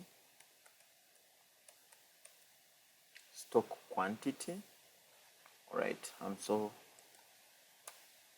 stock quantity, then we add a table of which is going to be the integer, no, so the stock quantity is an integer, sorry, integer. But however, let me work with the strings and I get done with them. We need to know who has stock, that is a foreign key. Okay, stock quantity. Then we're going to have again the selling price. So the integer, which is going to be integer, and we shall have the stock price, stock amount, stock amount, okay. And then I'll have this dynamic. I would have created a table for products, but I'll have this dynamic because I don't know, sometimes those products go away and I have one color or something, and some of them have the same price range. All right, so I'll have an integer of stock amount. So I'll have another integer that will be taking in the stock price,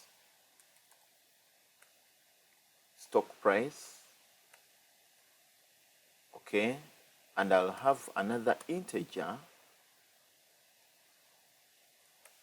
so table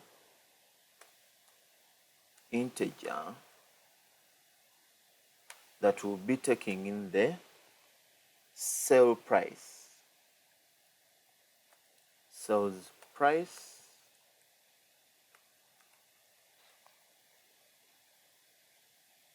sales price, and lastly, it's like I've almost made a product table for the product name. Anyway, I can create that and it will be dynamically. And lastly, the integer for the expected profit. I think the expected profit will be based on the number of qualities. I don't need to enter that dynamically. It will be on the number of quality, okay, times the stock price. So the amount will be the stock price times the quantity. We shall see. So let's see profits from the sales. Profits that you expect to get from that whole set. I've made it quite complicated, but hope it works very well. So we need to have a foreign key. This time around I'm going to use it, but I'll still fill it in dynamically. Okay, so the foreign key that is going to take in now the user that is actually filling in that is actually filling in the what? Who has actually stocked. In any case, if you have many users, who has entered that. Okay. All right, so we're going to go to the model and we input all this. Okay, so I'll just copy this and then I go to the model. Okay, I'll first go to the model.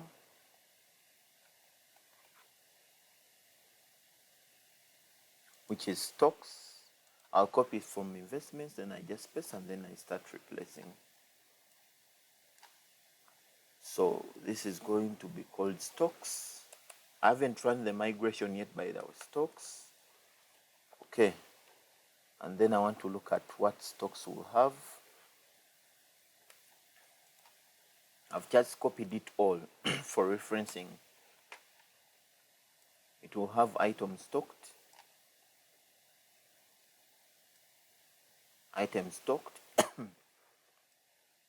quantity, stock quantity.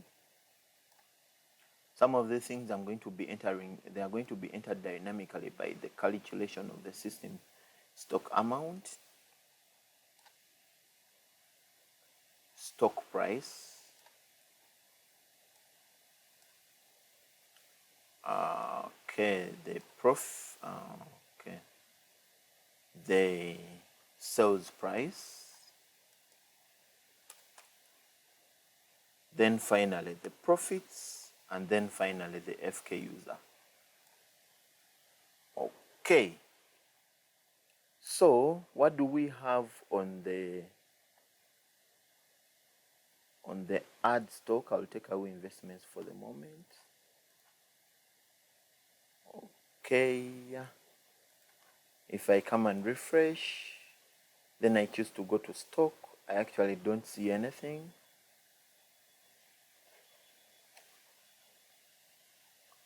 Okay, and here's the stock controller, which is actually empty.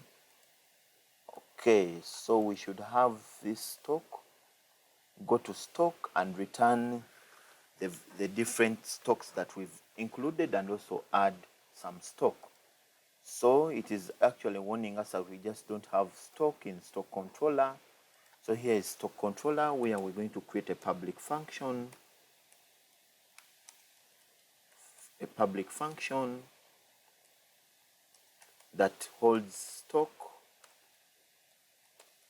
Okay, and then it returns a view.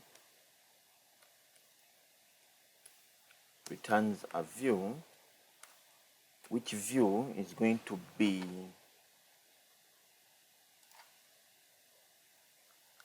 the view is going to be, what do I have in investments? Okay. Oh, should I call, let me first rename this really. I rename this as stock, then stocks, then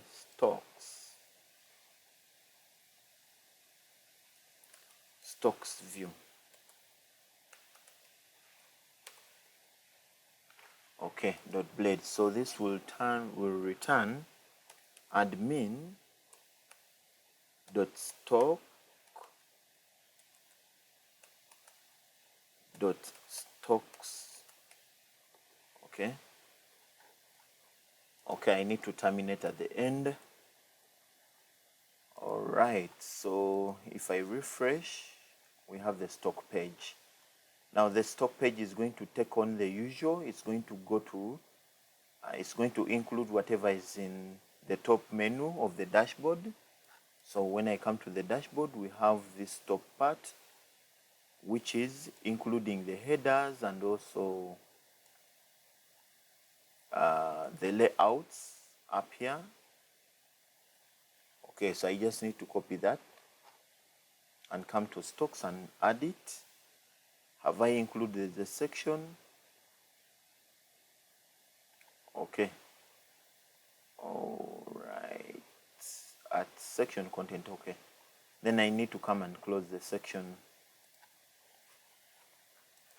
So I need to come here and choose to end the section. Okay.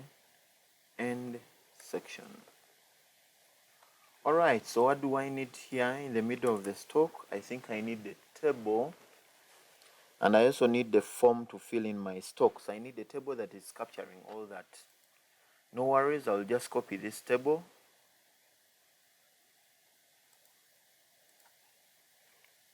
Okay, I'm going to copy all this, I think, and then the models, so that I just change them, plus the footer if the time comes for putting it right. Okay, so I'll just update these, and we use them for working out our items. So let me first do a PHP artisan migrate, PHP artisan migrate. So it has created the stocks table. If I come to our database, stocks is here. Okay, so I'm just going to copy those. I'll do it aside and I repress. So item stocked,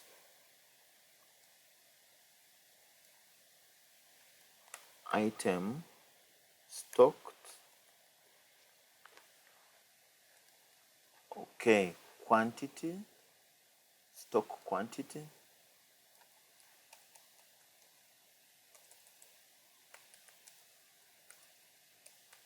stock quantity, stock amount. This will be stock amount. This will be calculated dynamically by the system stock.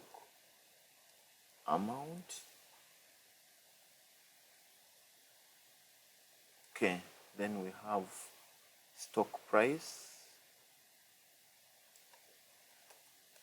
stock price.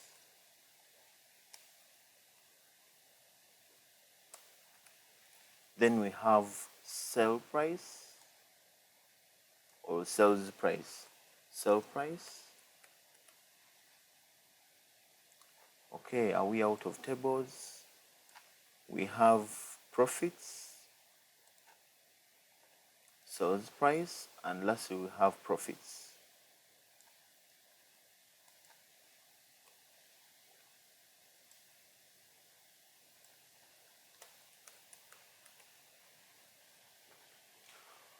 Okay, if we refresh here, we should be able to see something of the sort. So they are still warning us about a few things we've not changed, such as this that says initiate.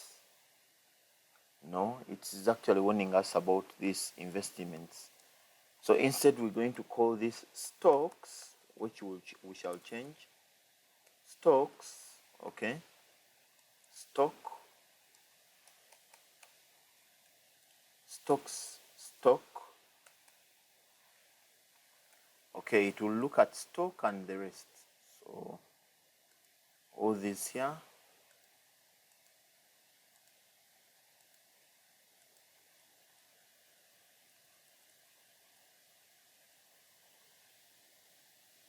So I type the word stock.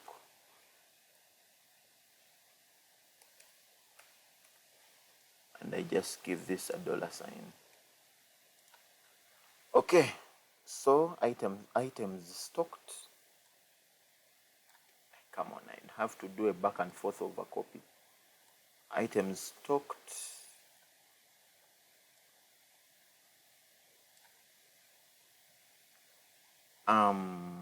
Stock quantity. So items stocked. Okay, sorry. Items stocked. Stock quantity. Stock quantity as a single word. Stock quantity as a single word. I'm missing an R there. Sorry. I'm missing N somewhere there. Okay, the system is already telling me stock quantity. Then this is stock amount. Stock amount. Stock amount. Then stock price.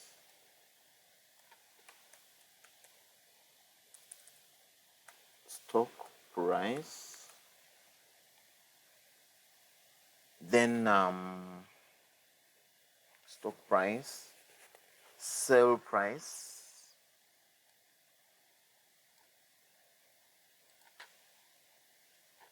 Sell price.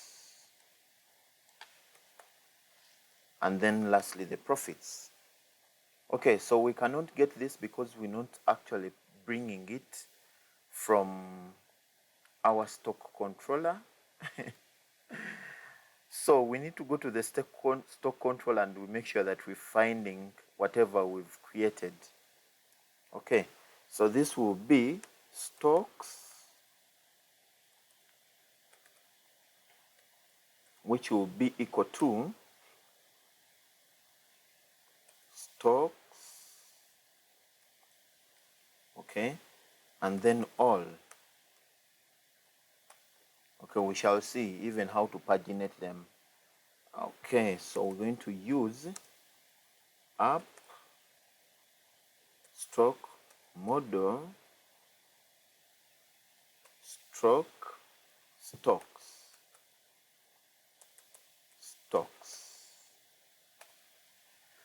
Okay, then we need to compact that to a view by doing compact after adding a comma. Compact stocks. Okay, if everything is not bad, we should be able to see our variable in stock. It's saying app model stocks not found. What did we call our model? Okay, stocks.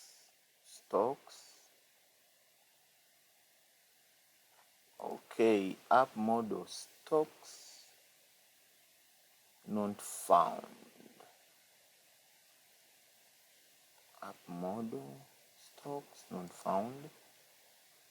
Is it app models? Yes, it is models. Sorry. Great.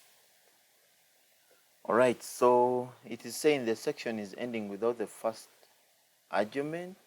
Okay, so it is actually taking us to the view. Where is the view? It is actually taking us to the view, but the section is ending somewhere.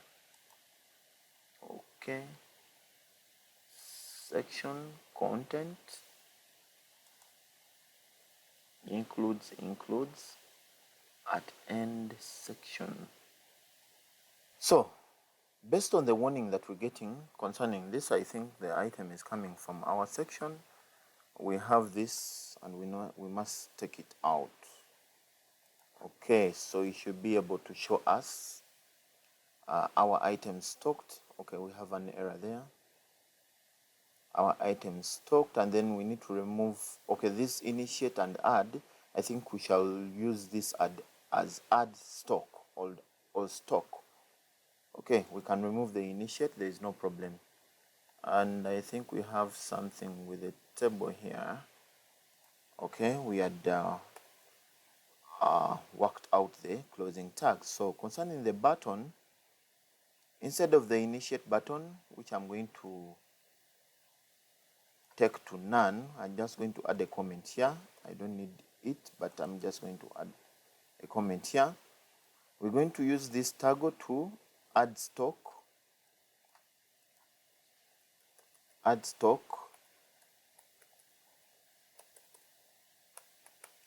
add stock, and then this should be add stock. Why am I so fast on pressing certain letters? So add stock and then come back to our model.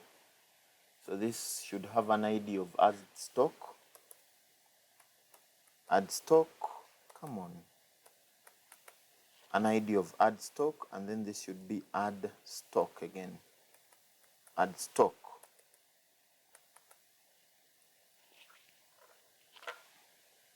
Okay, the URL again is going to be add stock for consistency. Add stock for consistency, and then the input, we're going now to put those fields. Okay, so this one can be, this placeholder can be what? This is also add stock. Why am I so fast on the C before the 0? Before the letter O? Okay, so let's look at the input. So we're going to be inputting the item, and then we input the stock quantity, and then the stock amount will be calculated from the stock price, and then the sale price, and then the profit will be calculated from the sale price, the sale price minus the stock amount.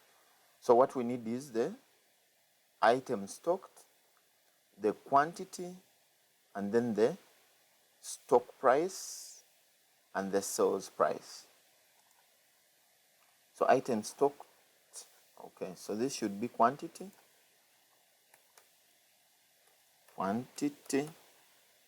Okay, so the item stocked is going to be an input, which input is going to be a text. Okay, input of type text. So I'm looking for input type text. Hey, where are you? There you go, input type text. So name should be stock item. Stock item. Okay, and then the placeholder should be stock item. Placeholder should be enter stock item.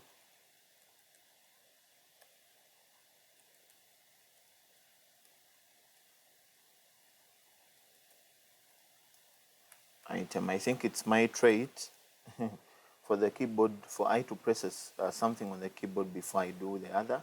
So the type is going to be text, and then I expect this to have a class, okay, which class will actually, by the way, I should record the color in any case if I want, maybe, but I can put pink, this and this in the stock name. So this should have margin bottom MB of 2, and then that I've already put MB of 2. This can also have an MB of 2. Okay, so I'm going to copy this. So this is the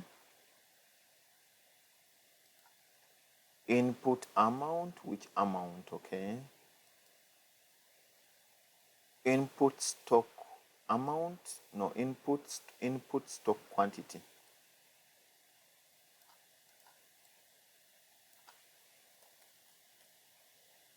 Input stock quantity.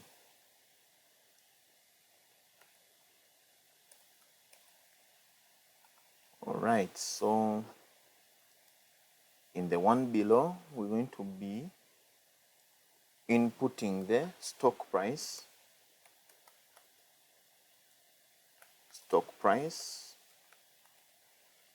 and then, so this should be input stock price.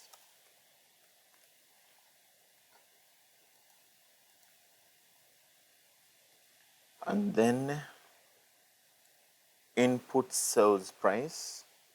So this will be sale price. I typed it the wrong way in the database. Let's just continue with that. Sale price. And then this should be input sale price or sales price. And that should be enough to add as stock. Okay, so if I just refresh to see what we've done so far. So we do have add stock, and add stock is taking in the stock item, the amount, the quantity, the stock price, and the sales price, and then the rest should be calculated by us when we create it dynamically in the system. So I'm going to make this a column large. Okay. Sorry, I'm going to make this model large, LG, so that it is quite not small. Okay, there we go. So I'll give this a form control because it is actually small. So the class should have a form control.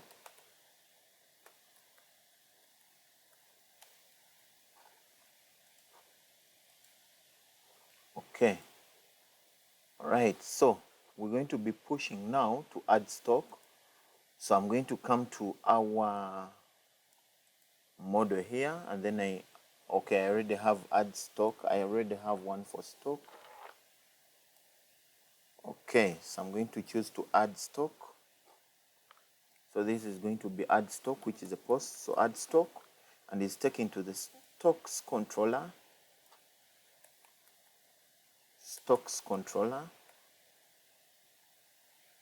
And then doing to add stock. Okay, so which means when we go to the stock controller, we just need to create a public function. By the way, there are private functions too. Public function.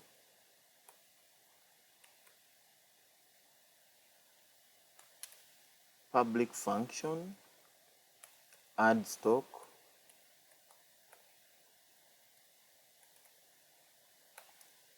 And then this function will be taking in requests, and then also $request. Okay. And then, by the way, this one at least we're going to be able to edit. Okay, and then we are going now to start the calculations, which is okay.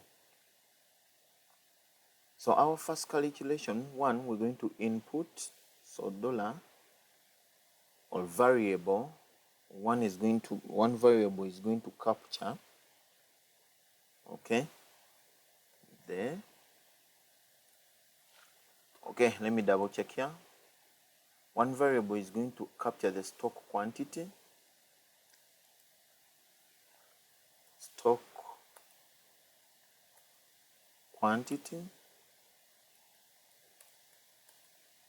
which is going to equal to request input stock quantity.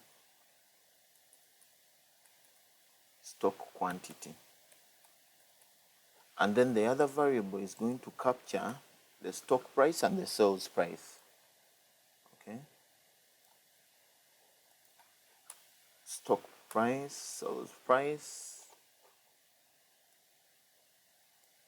stock price. So stock price. Then sale price is what I called it anyway. Sales price. Okay, so this will be sales price too. Sales price. Okay, it's supposed to be a string. Alright, so we're going to do the mathematics now. Okay, to get the stock amount. Okay, stock amount,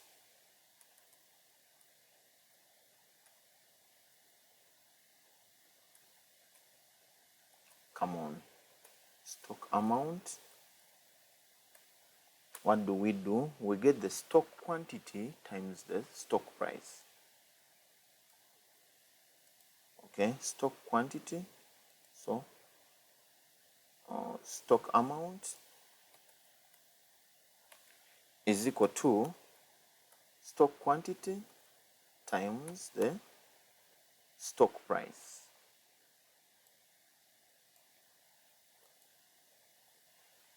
Okay, then the profits will be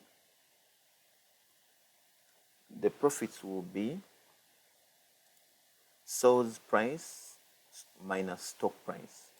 Okay, profits, these are profits per product.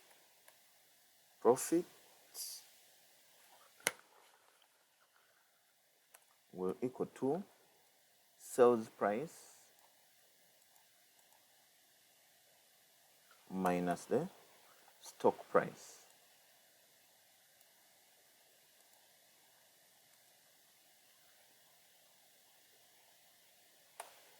Or we can even do by the final profits to be the expected profits. We can do to be the sales price times the stock quantity. Okay, sales price times the stock quantity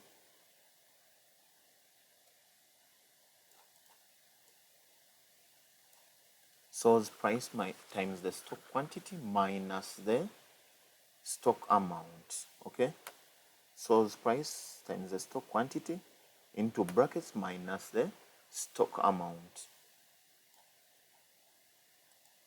Okay, then which means we are now going to record the field. So what do? We are going to create stock. So create stock, which is equal to, okay, so create stock will equal to, all right, let's see. By the way, what does it display for us here? It displays an empty field. We don't have those. So create stock is going to equal to, okay, stocks, and then create, okay, the array object, And then inside there, we're going to have these fields. The first thing we shall have will be the stock item. Okay, I need to check this from the database to be item stocked. So item stocked, okay, which will be looking into the request and getting the input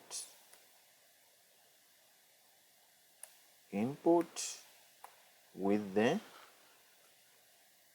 okay, I need to know the, what I call the item stocked. Okay, what did I call it? Stock item. The name, stock item, stock item. So even this is wrong. I just called it here quantity, stock price, sell price. Quantity, stock price, and sell price. So this is quantity, not stock quantity. Great.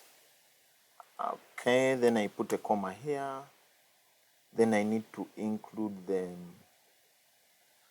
of course, the stock price will be the same. Now I'm going to just come here and in PHP and copy all these.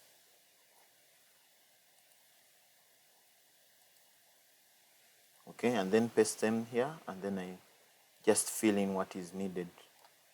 So the stock quantity will be looking at stock quantity.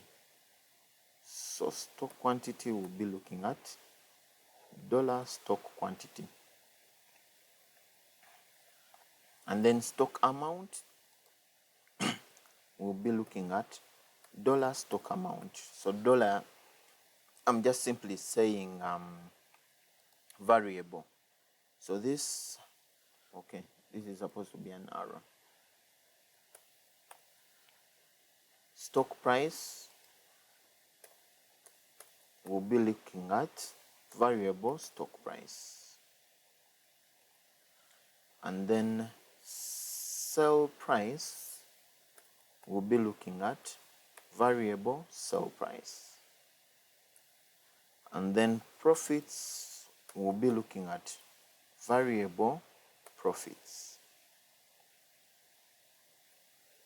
Okay, variable profits. And then the FK user, I'm going to put it as 1 for the moment. Okay, we should be able to get something. Of course, what I do, I usually return back. So I'm going to go to the dashboard controller and I return back with that and that created. So it should be return back with stock added, stock item added, stock added, stock added. So if the stock is really added, okay, we're going to find if the stock is really added. So if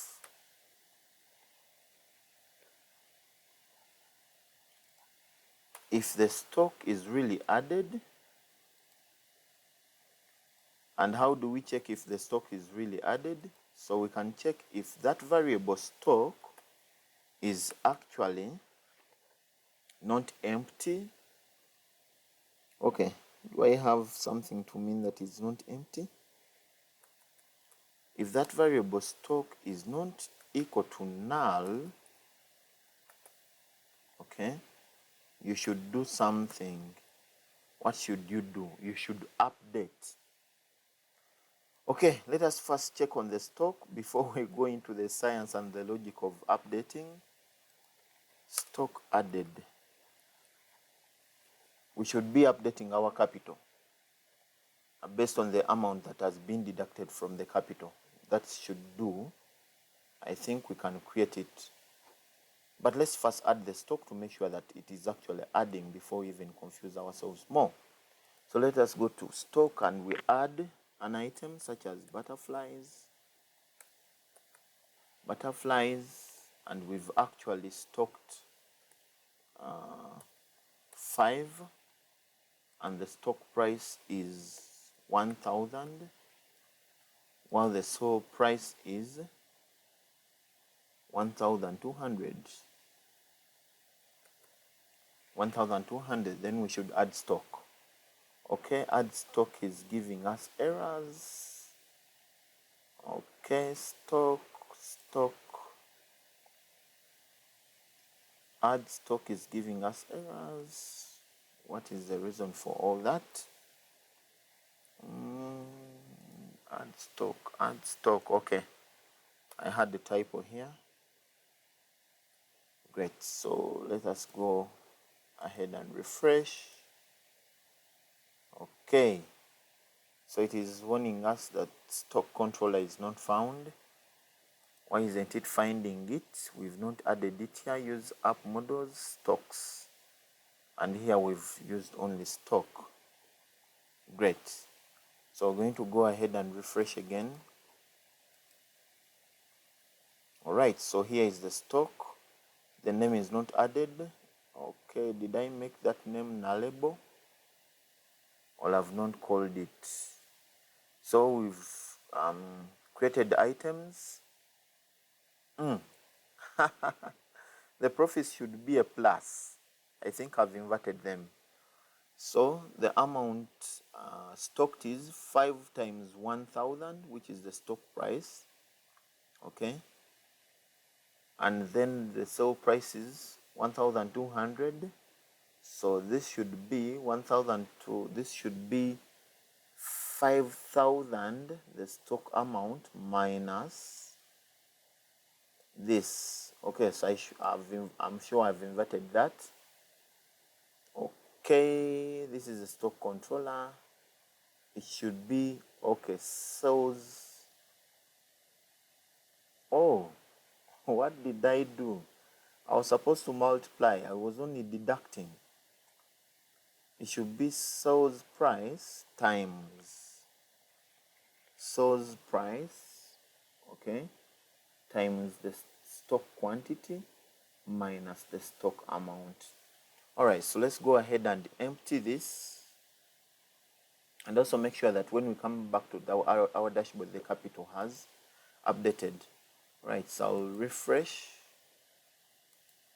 then I empty it. Where is it? So here is stock, so I'll just press empty. Okay, so I want to add the logic, okay, that if this create stock is not null, okay, you update, but if it is null, do not. Okay, so if that is not null, okay, I'm not going to go so much into details, but we should have to do this. All right, so we're going to, one, bring use app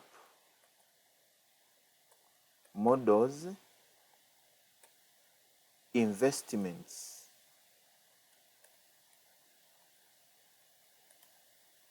Okay, so we're going to bring it up here. So what do we want to do? We want to deduct from our, actually I'm going to make one mistake, but it's okay. We want to deduct from our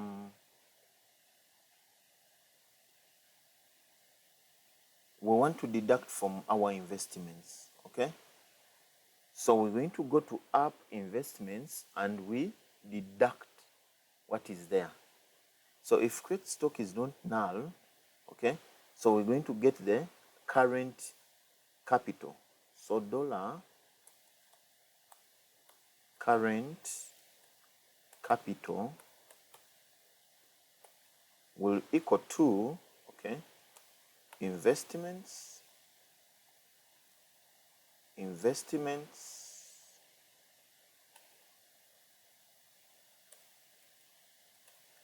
okay, investments, I think find auth ID, but we are going to get where the ID is 1. Investments find 1, okay, which is the ID, but we should be finding auth ID because we want to add just that person's investments. Then what we're going to do, okay, so current capital X, and then the other is going to be current capital without X, just and then is equal to current capital without X is equal to current capital X. Okay. And then you look at the capital. Okay, so if I do a debug here, which is going to be a debug, what people call die dump for the current capital, it should be able to give us the money now. Okay, so what should I do? I think I should first comment out this so that it goes straight to the current capital and we find out what we have. Okay. Okay, so if I come back and press add stock, okay, and I just add, okay, create stock is not, oh, sorry, it is looking at create stock, okay, that I commented out. No worries. What we can do, we can go ahead and add now. So the item is butterflies. The stock amount can be okay, 1,000. No, this is stock quantity, which is 5. And then the stock price is going to be 1,000. And then the sales price is going to be 1,200. And then we choose to add stock. So it is telling us that the current stock is 5,000, which is true. If you go to investments, our current stock is 5,000. So we should deduct from it. So how do we deduct from it that current stock, current capital? We're going to get now the stock amount minus the current capital. Okay? So we're going to do new capital is equal to the stock amount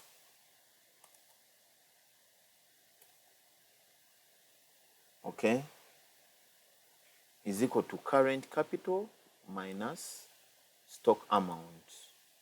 So current capital minus stock amount. Okay, so which should give us a 0 when I debug. So before I record it to the database, it should give us a 0 when I debug, because the capital right now is 5,000. Okay.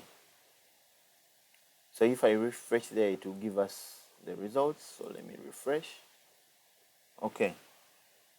Unknown variable, new capital, missing an L here. I'll just refresh. It should give us the result of 0. Yes. So which means it is working. Now, we should find out if the result actually before you even go to stocking an item, the first thing we should check for is this, that if the current stock is less, then we shouldn't be able to create. Okay, so what do we do, by the way? We're going to record the new capital. Okay, so we're going to have update capital, okay, which will be equal to, so update capital is going to be equal to investments,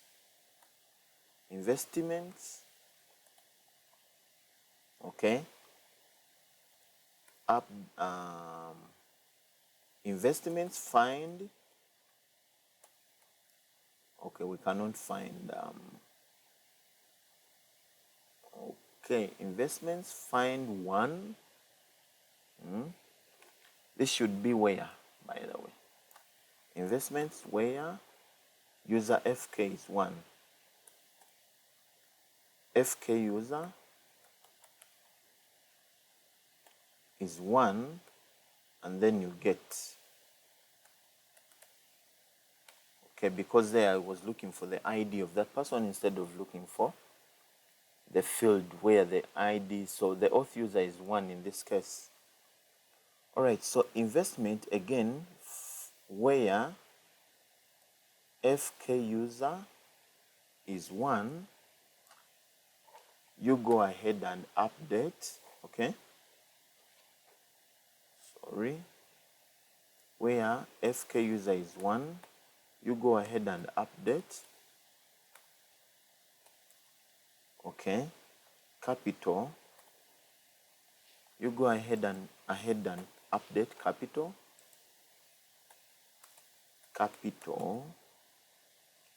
to be equal to new capital.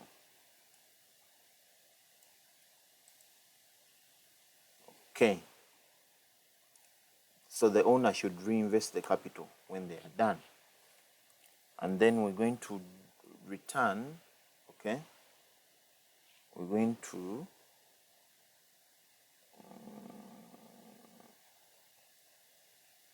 okay, we're going to check a condition.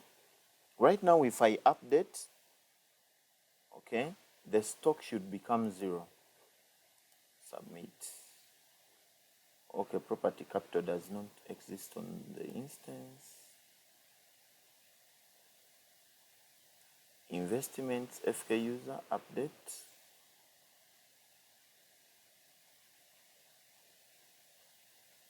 Okay, investments. Where the FK user, okay, let me see,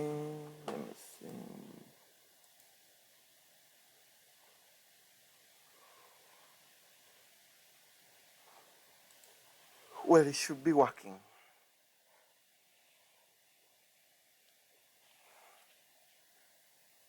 Okay, investments, where the FK user has 1, update capital with new capital. Okay, so I do think it is warning me of this because of I using get here. So let me first do a die dump and see actually if that's what is causing the issue, because it could be getting a different an array rather than giving me results. Okay, so current capital X. All right, so let me refresh again and see what results I get. It is actually giving me an item, but within another array. If I remove get,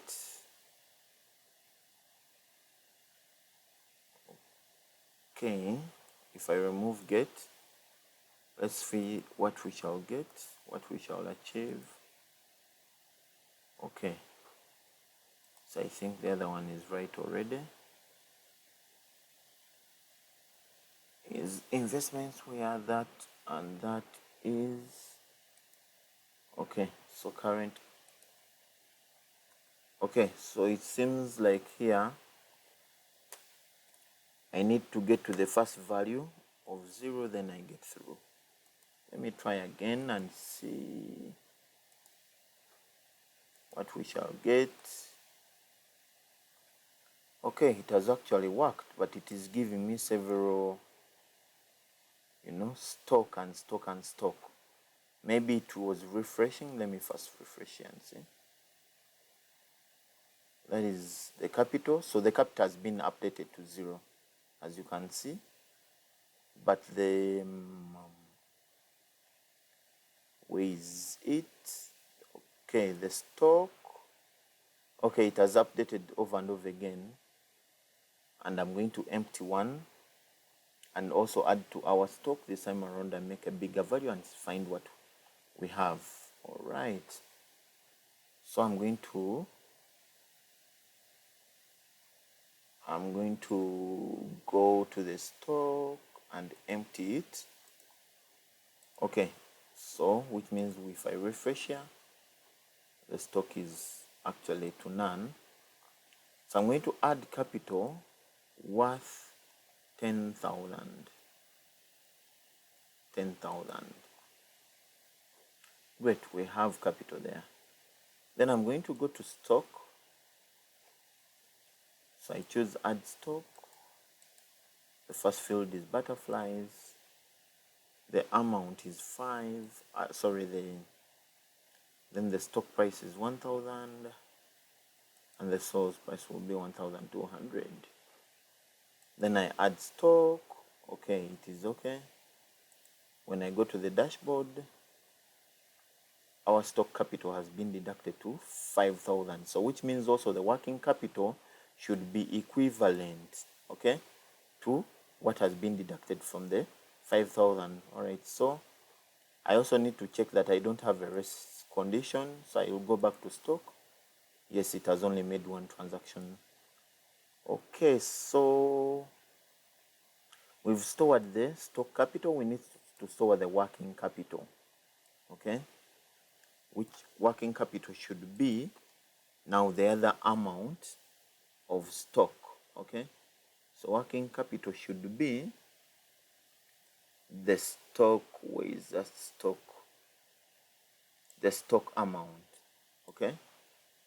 So working capital should be stock amount.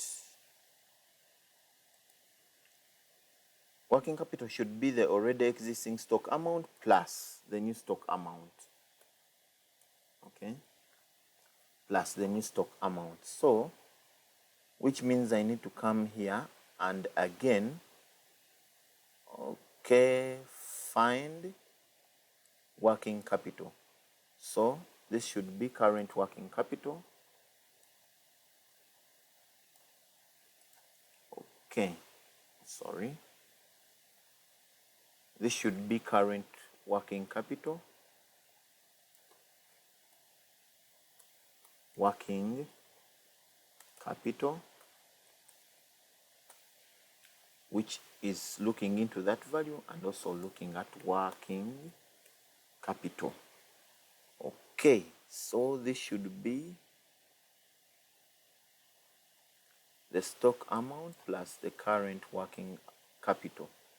So the working capital that is already existing is 0. So if we add the stock amount, it should be 5,000. All right, so let me go back to the database here and try and empty them. So I'm going to go to stock and empty it. I'll just refresh here. Stock and empty stock. Okay. I need to come here and add something to the, okay, I'm going to add another 10,000 so that it becomes 15,000. 10,000, great. So I need to go to stock. Okay, then I'm going to add stock. Okay, all right. Then the stock quantity will be 5. The stock price will be 1,000, and then the selling price will be 12,000. No, sorry. Yes, 1,200. Okay, it is saying undefined variable 0. Where? Alright, I did 2 doubles here. It's supposed to be 1. Okay.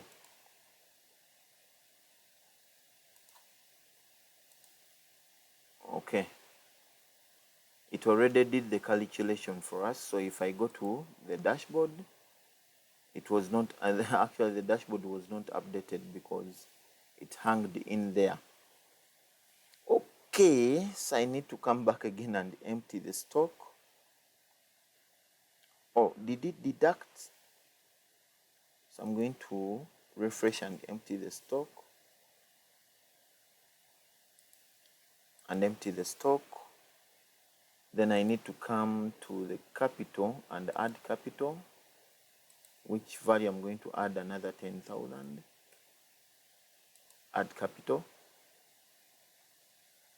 My capital is not updating. Okay, 10,000. We should look at the initial value and add something. Very good, we've identified that. So we're going to go back to the dashboard controller, and then we first check. I think that is fine. We first check the current capital, and then we input the capital that is present now. So it is the same as getting this exactly, okay? This exactly, which is current capital, okay? Okay, and then we paste. So we're first looking at the current capital, okay? And then we get the current, if it exists, so we get the current capital, and then we add. So current capital plus what is coming in from our form. This time around, if I add capital, it should be able to work. So I'm going to go to add capital, and I add another 10,000 shillings, and I choose to add capital. Yes, it has worked. It is 20,000 shillings. So I'm going to go to stock. I choose to add stock. Okay, butterflies, and the quantity is 5. The stock price is 1,000. The selling price is 1,200, and I choose to add stock. Great, so it has deducted for me. Okay, and my profits will only be 1,000. Really?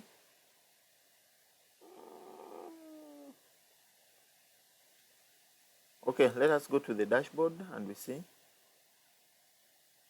Okay, it has not updated our working capital.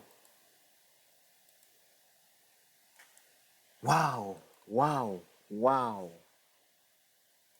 So our working capital, we need to debug it. So current working part capital plus the stock amount. Okay, is supposed to be working capital here.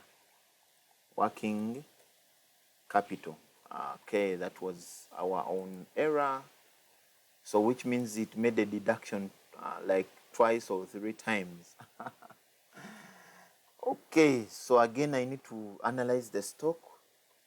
If I purchase items worth 5,000, okay, 5,000, and the stock price is 1,000, okay, and I'm selling at 1,200. Yes, 200 times 5 is equal to 1,000, which will be the profits. Great, so let's go and add some other stock. Let me first add capital, which capital is going to be, let me add 20,000 shillings.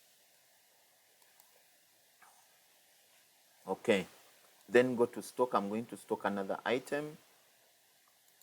All right, I wonder why my table is not showing the item that I'm selling. So it is items stocked, or stock items. I need to check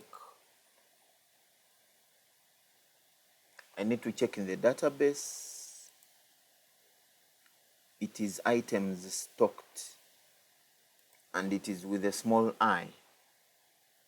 So items stocked. So the butterflies should be able to show here. Okay, so I'm going to add maybe wall stickers,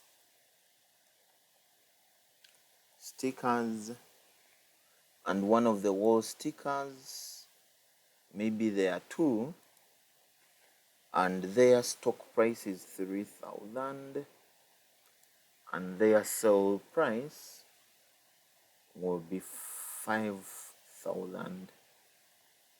Then I add to stock.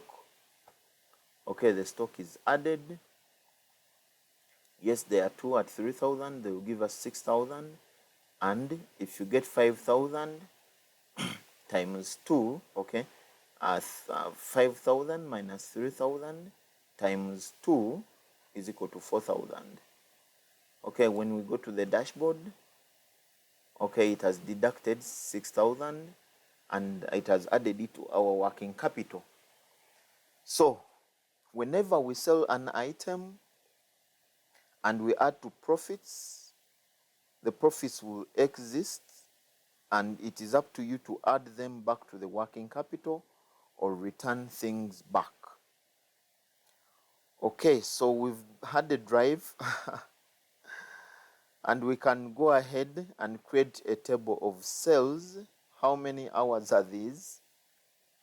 Okay, so we can go ahead and create a table of sales, which will be easy because now when we have sales, we shall sell and deduct some of the expenditures such as transport, okay, and the amount of the expenditure.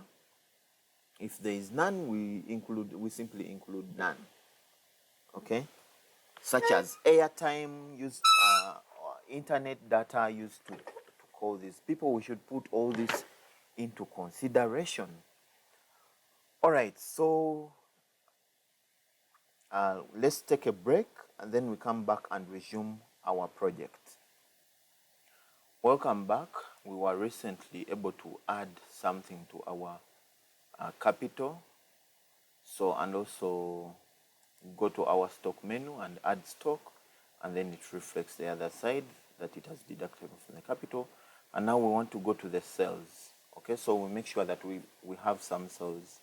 So I'll come here to our this, and I remove the initiate button actually because I don't think we need it, but we shall add it in any case if we do. All right, so we're going to create the cells. Okay, so I'll come to our dashboard. Look, I think I do have one called admin menu. There we go. We look at cells and then we add a reference for the cells. Okay, so we are going to create an A tag which will have a link.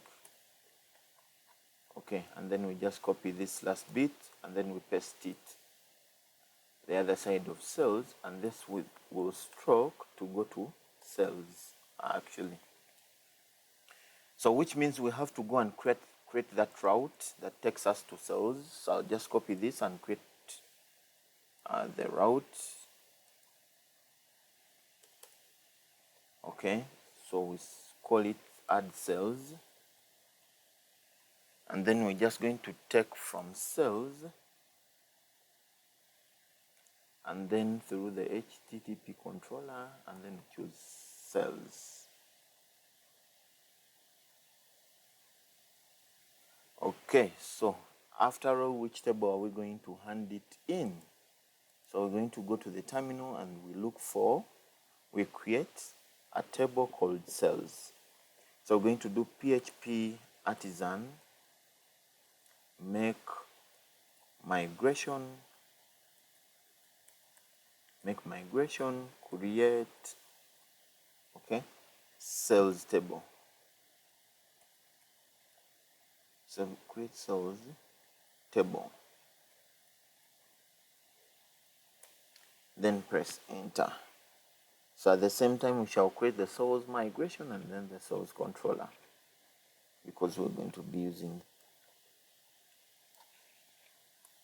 So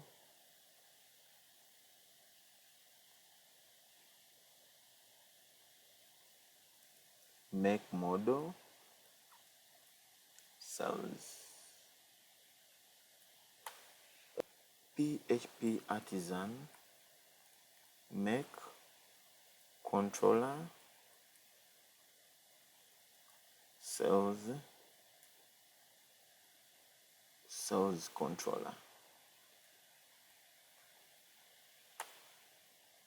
Okay, so this should lead to cells controller.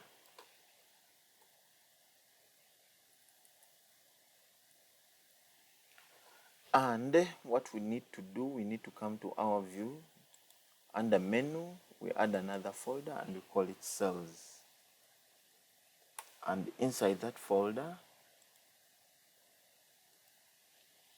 we're going to call it cells.blade.php.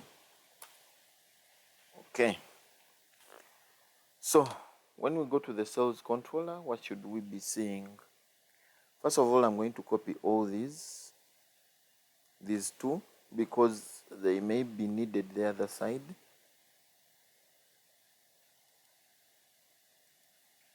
I'm going to take them to the sales controller and add them. Okay, so inside the sales controller, we should have a public function.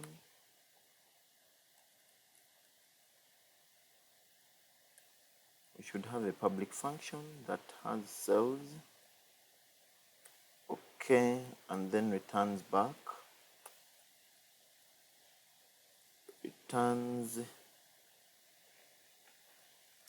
It returns view, which view will be admin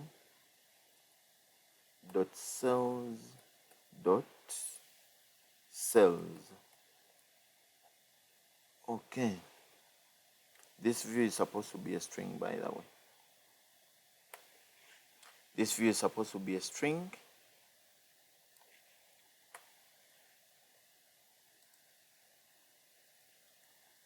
Okay, admin sales. Let me see what error it's giving me. Unexpected view. Okay, view returns. Come on. Return. Okay, it's return. Admin sales. So okay, I should take off stock.blade. I should take off the dashboard controller, the stock controller, the stocks. Okay. Alright, so when I click on it, it should be able to take me to that. So it is saying it can't find the sales controller. Really? Sales controller is here. Okay, I missed an error. Oh my god. Okay. While making it, I missed an error. Suppose sales controller.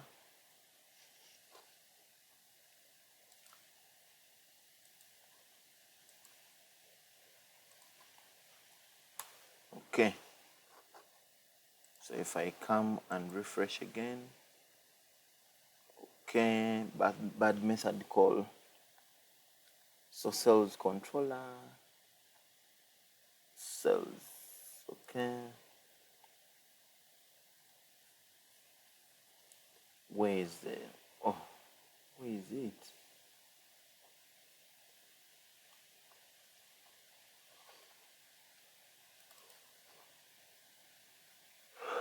Sales controller, sales. Okay, where is the view? Stock, okay. Blade, that is stock, come on. Sales controller, which is empty for now.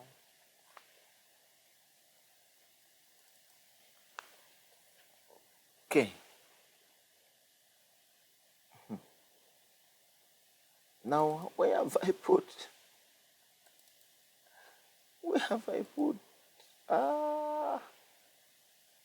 Stocks controller.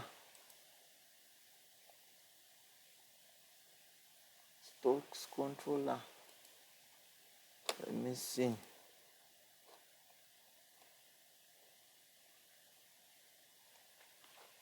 Okay, this is the dashboard. Okay, so it's controller.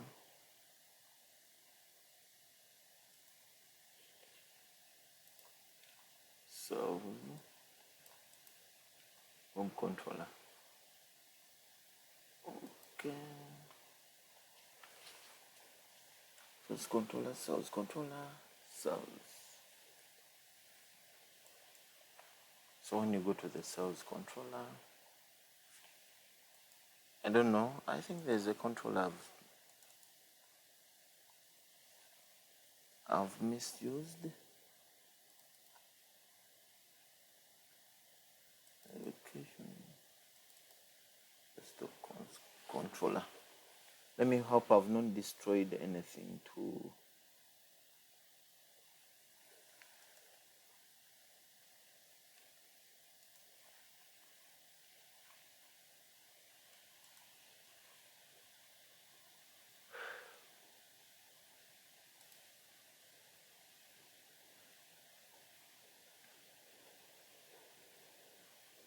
Okay, sales controller.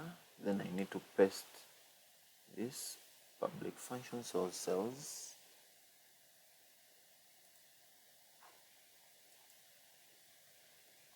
Okay, there we go, but it's empty, so I'm just going to copy from stock.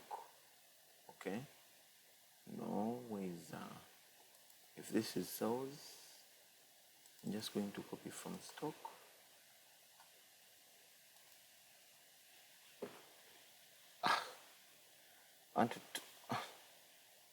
And to copy from the stock in the view, then uploading. So stock, and then apply to sales. Okay, hello there, welcome back.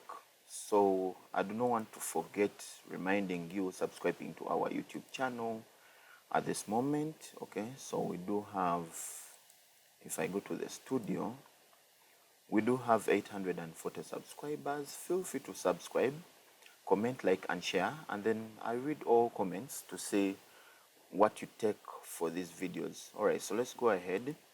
So recently we are not being it was giving us a warning that it can't find this stock variable, so which is easy because when we go to the when we go to the sales controller, we need to find the stock variable. So when we go to sales, we haven't pushed anything. So if I go to sales, remember I just copied from the other side of stock. Okay, so this could be add cell or use cell, but for consistency I'll say add cell and then add cell again. Okay, so instead of stock, this will be cells, and then this will be a cell. Okay, so I'll just copy this and paste it in the several locations. Cell, cell. Okay, you let me know when you're enjoying the project. Cell and cell. Okay, that can't be profits. So what are we looking for from the cell? I'll come here and then I look at now the sales table, which we haven't migrated yet. Okay, so we need to go and check our migration to make sure. Okay, Control B, then under migrations, sales table. Okay, we haven't added anything. So the sales table will be capturing. Okay, so I'll first do a Control B. So the sales table will be capturing one, the item sold. Okay, so which will be a string. Okay, it can take in a name. I want to leave it free, but if we had a product, it would be okay. So it will be item sold. Item sold. Okay, and then it will take in. It will take in the amount sold, which is going to be an integer. So amount sold. Then it will take in an expenditure. So table. This is going to be a string of expenditure. Okay, expenditure. This could be expenditure could be like transport. Okay, it can be nullable. Nullable means it can be empty. Okay, then this table again should be able to show us now the value of the expenditure value, so which will be an integer. Okay, it will be expenditure amount. Expenditure amount. Okay, expenditure amount, which can be nullable, or the default is 0. The default is 0, like you haven't spent anything. I think the amount sold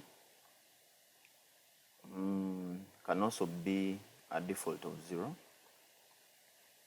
Okay, so which other item there? So the expenditure could be the expenditure on transportation, you know. Okay, so which other item there? Let me see, item sold, amount sold, the expenditure. Okay, I think that is it for the sales. Item sold, and then we also need to have the number. Okay, so the number of the quantity, okay, which is an integer, okay, for quantity sold, which is an integer, and the default should be 1.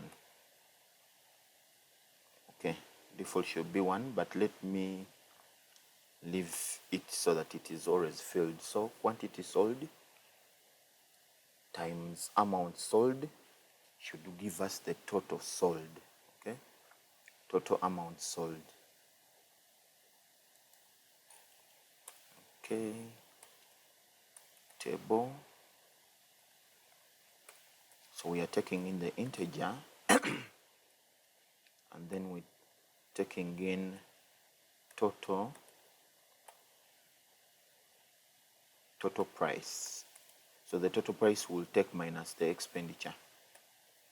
Okay, great. So we're going to migrate this. Okay, before I migrate, I just want to know if our model is filled. So our model for sales, okay, so I'm just going to take from investments, then come to sales, and I make sure that it points to, okay, I need to copy this.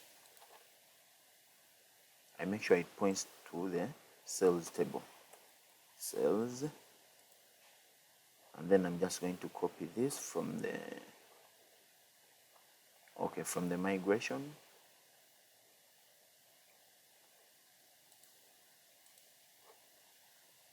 so that I don't have to do anything. And then, yes, we need to add the FK of who has sold. We need to add the FK of who has sold. Okay, who has sold, which will be the logged in user. Okay, so FK user. All right, so I just want to take the sales,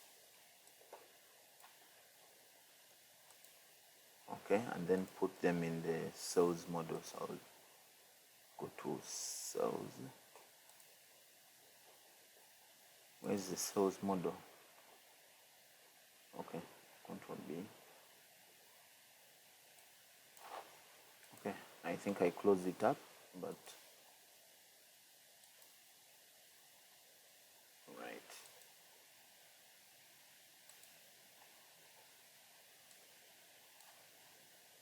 Now I don't know how this came about to have a copy. Okay, I'll delete that. Sales, okay. Great, so the first item that we're taking in is item sold. Item sold. The other that we're taking in is quantity sold. Quantity sold. The other that is we're taking in is amount sold. Amount sold.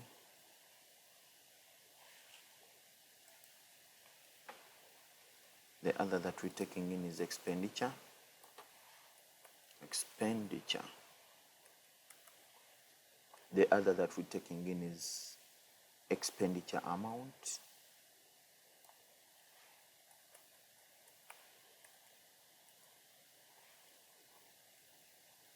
Expenditure amount. I can call this expenditure reason. Okay, expenditure reason, expenditure amount, and then finally we have the FK user and the total price. So I'll take in the total price and include it on the list. So I don't need this. Okay. So what I can do is now run the artisan command to migrate. PHP artisan migrate. Right, it has migrated our sales table. So if we come and refresh our database, we do have the sales table. Okay, so item sold, quantity sold, that and that and that. All right, so let's go ahead and check out. Now we no longer expect to see that error. Okay, so it's talking about variable sales, which we haven't pushed to it, yes, and it is right. Okay, so we're going to go to the the sales controller. So I'll just click on the home controller so that I can have sales here close to me. Okay, then we return something here. So we're going to pick from sales. The first thing we need to do, I want to use all these.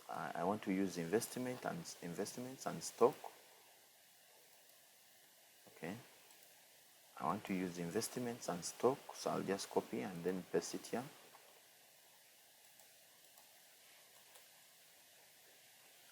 Okay, so use app models, sales, and use app model stocks.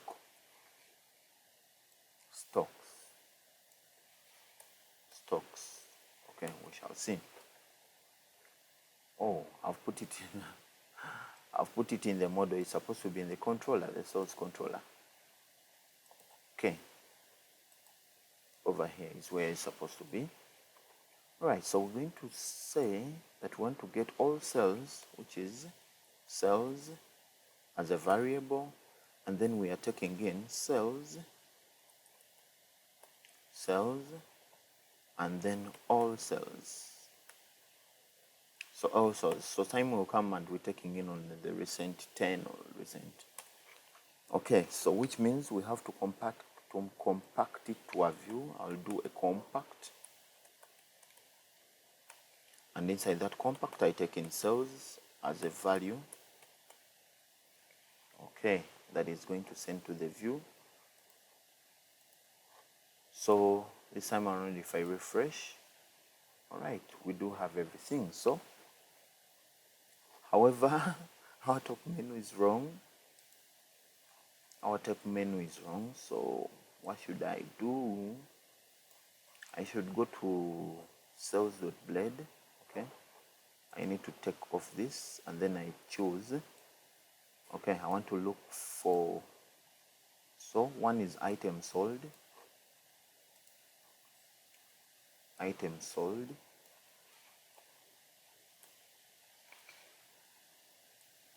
The other is quantity sold.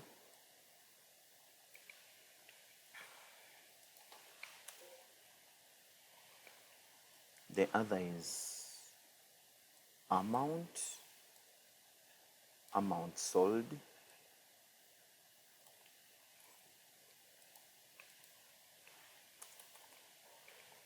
sold.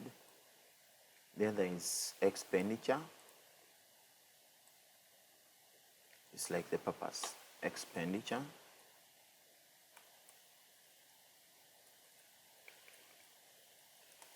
Expenditure purpose.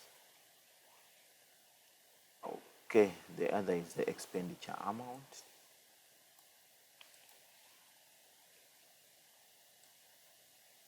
Expenditure amount.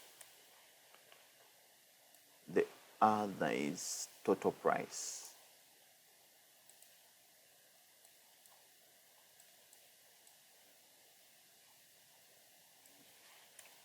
Total price. So the total price is minus all those. Okay. Okay, so I need to come back here and refresh. Great, we are good to go. So we need to be picking from the database those items. And then this here will be add cell, or cell. Okay, so what should we call it? We're going to give it, okay, so it's going to be add cell, and then this one is cell, and then the model button should be warning to differ it from the other. So the other is add cell.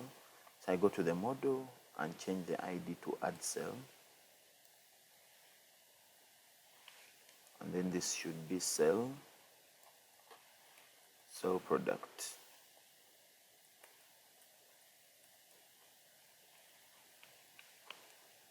Okay, so this should take you to add cell, things of the sort,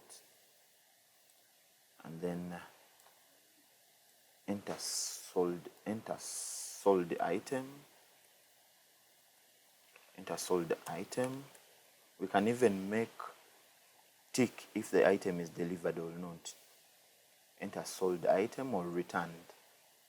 Those options can be added. So if the item is delivered or returned, okay, we shall see how to work on that.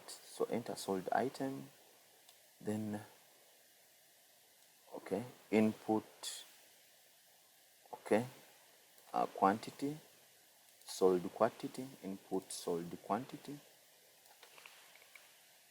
sold quantity. Then we have another option there that we need to input. So amount sold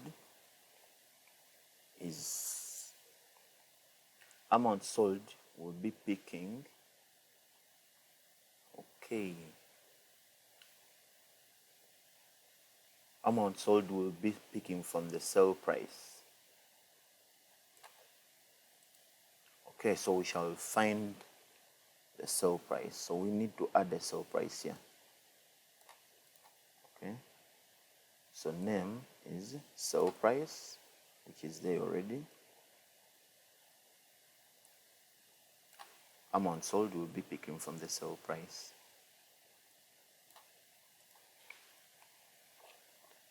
So input sell price. Do I need to add a value of the sell price? So input a text of expenditure purpose.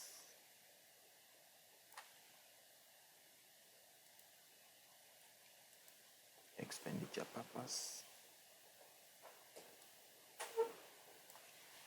Expenditure purpose.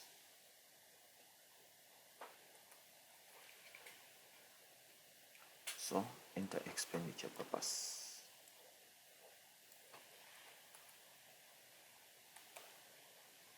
Enter expenditure purpose. Okay, then expenditure amount. Expenditure amount. So input expenditure amount.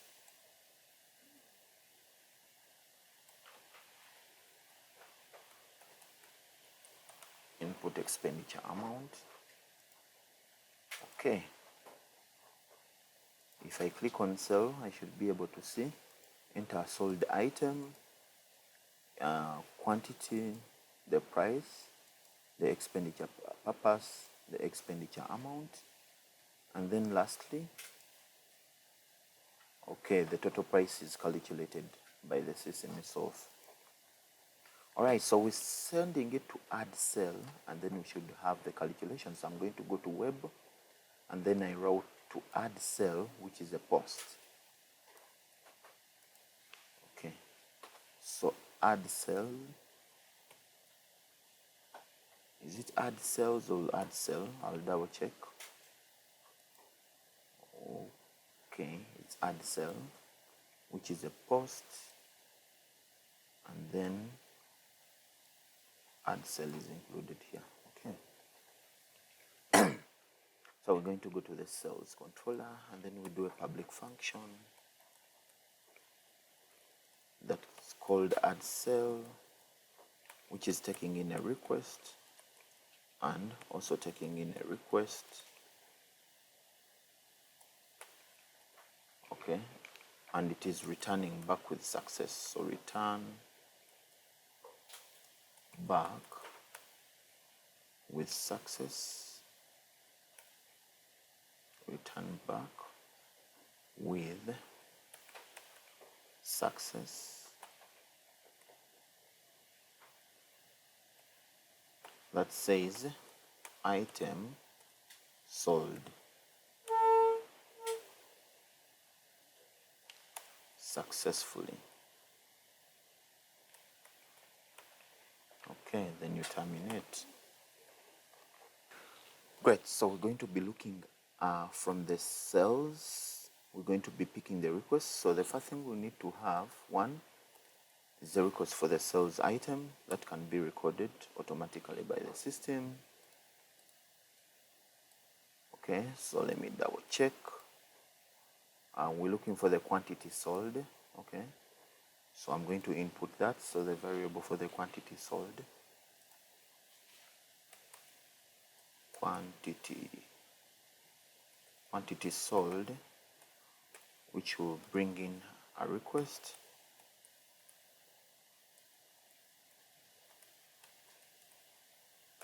And point at the input that is bringing us the quantity sold.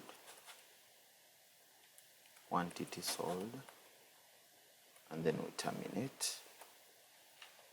So we're also looking at the amount sold. Okay, so the amount sold, instead we shall be bringing in the sell price, so which will be sell price, which is equal to request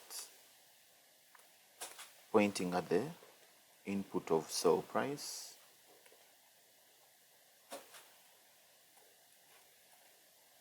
sell price.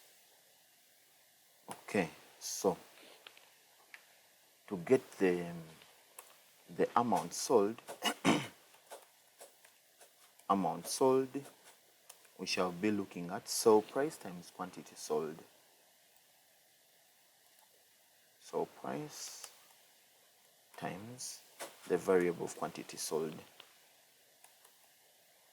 Quantity sold, then we terminate. Okay, all right. Okay, so the expenditure, so we need to get the expenditure purpose. That is different, but however, we need to get the expenditure amount because we need to calculate it. So expenditure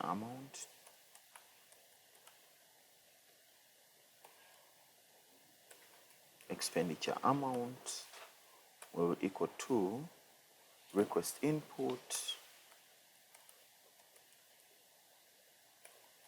with the input of expenditure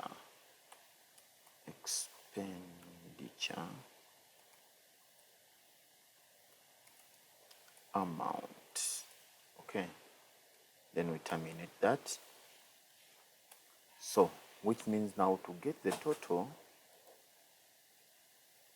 price, okay, dollar total price, okay, it will equal to amount sold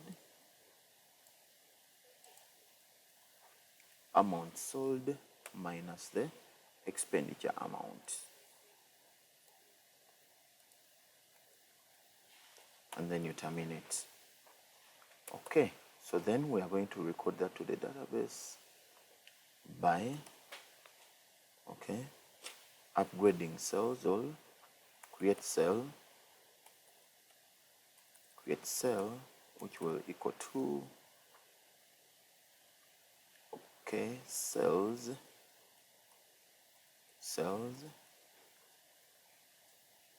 and then you create, so cells create Okay, we're taking in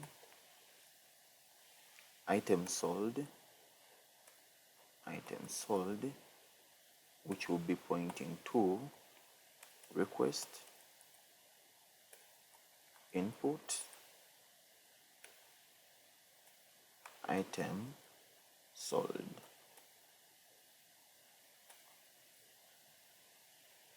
Oh, this is supposed to be a comma, and then this is also supposed to be a termination. So the other should be sell amount, so amount sold. Okay, amount sold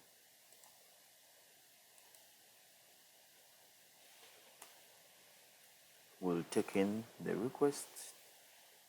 It won't take in the request. Amount sold will take in amount sold here. Okay, then the other is, so this is expenditure.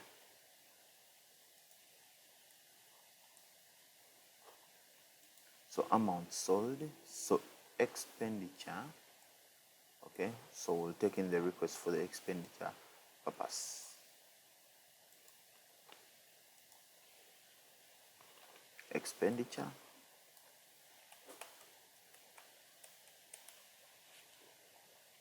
we'll take in the request from the expenditure purpose. So expenditure purpose.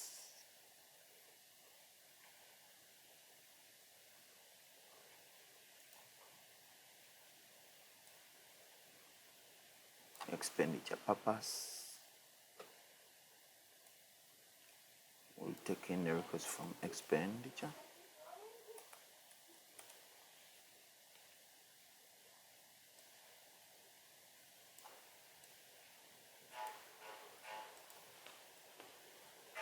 Okay, so expenditure amount,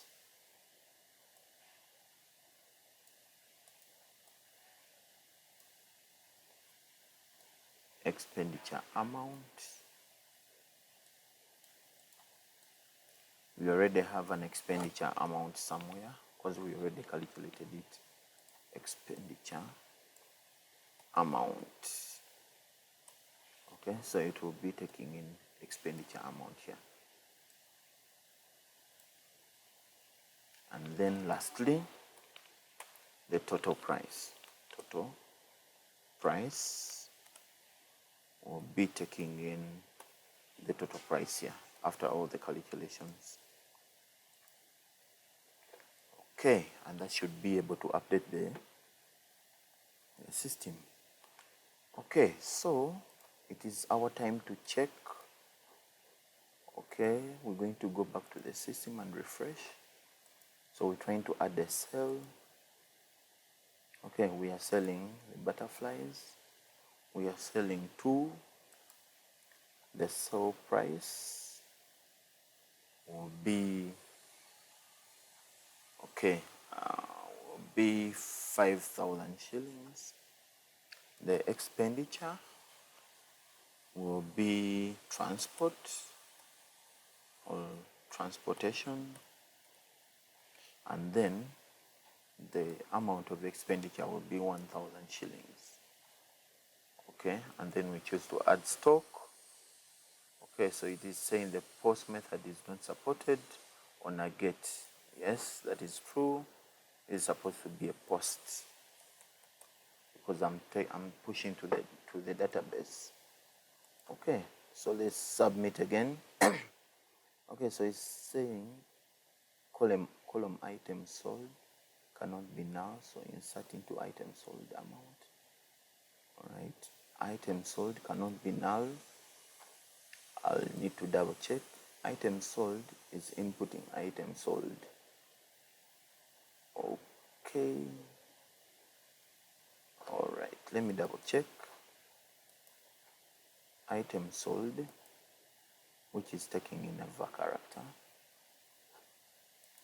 Okay, so I need to double check from source.blade. All right, I haven't changed it here, so it will be item sold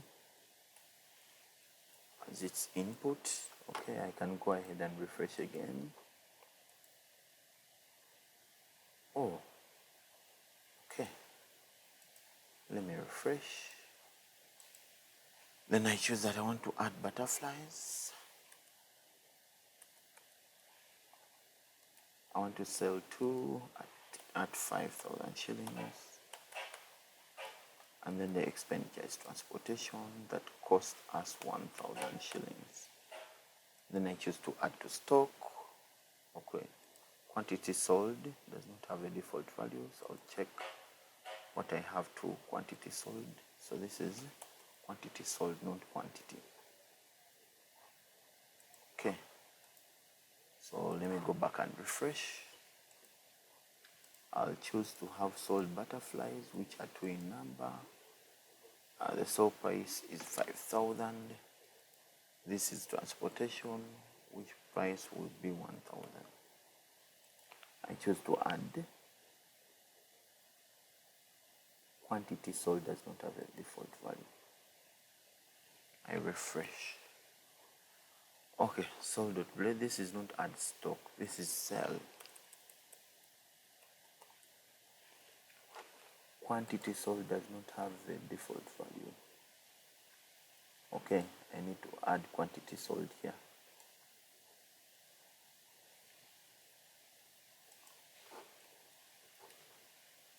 Quantity sold. Quantity sold.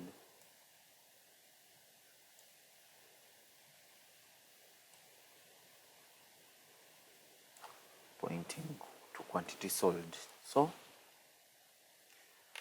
let me go ahead. Okay, I choose to sell. I want to sell butterflies, which are 2 in number. The sale price is 5,000. The expenditure is transportation, and then amount is 1,000 for transportation. I choose to sell. Okay, saying expenditure does not have a default value. Okay, I didn't rename the fields very well, so this is expenditure. Okay, let me look for another field. Expenditure, expenditure amount, and total price. Okay, let's go ahead and do it again. That's what developers do. So I'll go ahead and refresh. Then I choose that I want to sell butterflies, which are 2 in number and at 5,000. And then the expenditure is transportation that costs 1,000. And then I choose to sell. Okay. I need to check for the field.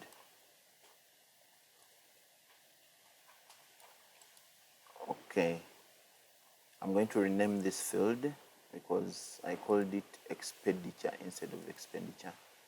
So I have to come and change. I'm going to change it manually here. Expenditure. So which means I'm going to go back to my migration. Oh, sorry. Save. I'm going back to my migration and looking for expenditure.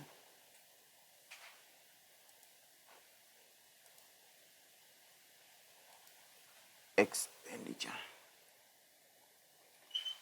Great. So we try again.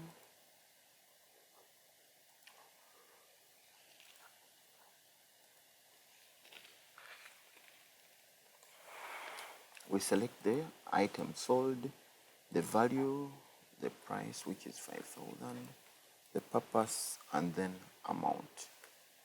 And then we choose to sell. Okay, unknown expenditure. But I've put it right. Expenditure.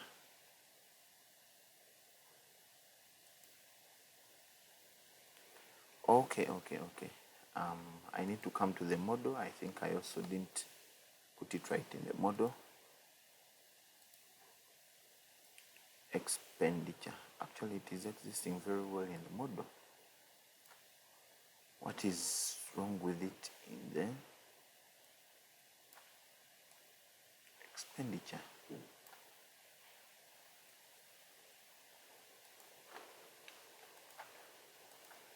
Okay, so let's try again one more time. Want to sell butterflies which are 2 in size. Input price is 5,000. Expenditure is transportation. Then the input for the expenditure amount is 1,000 sell. Okay, unknown column expenditure cannot be null. Okay, so I need to come back to sales.blade. Look at where I have my expenditures. Okay, I called it expenditure purpose. I called it expenditure purpose, and what do I call it here in the controller? Okay, called it expenditure. Okay, I think that will put it right. So let's go ahead and refresh. Amount sold, the price, the expenditure, transportation. Okay, the amount for the transportation, and then we choose to sell. Okay, FK user, that is right. Because the FK user, by default, I'll put 1.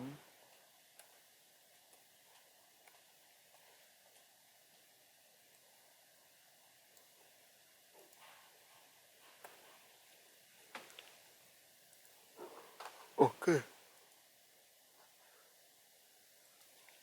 Okay, so let's try again. It is really hectic. So the sale price is 5,000. And then I choose to sell. Okay, the item has been sold, but it's not displaying here because we've not put it into our loop. So which loop is sales or sales? So I'm going to go to sales.blade.php. I hide the sidebar. Okay. Then I make sure that we can have our items. So this should be item sold. Item sold. Oh, I really hate it when I'm inputting these. Okay, the quantity sold. I really hate it. Again, item sold, quantity sold.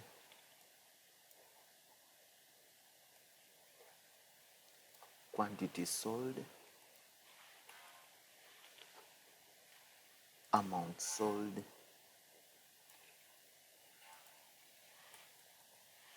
Amount sold.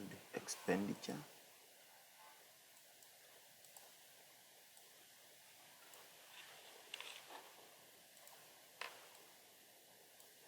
Expenditure. Okay, expenditure amount.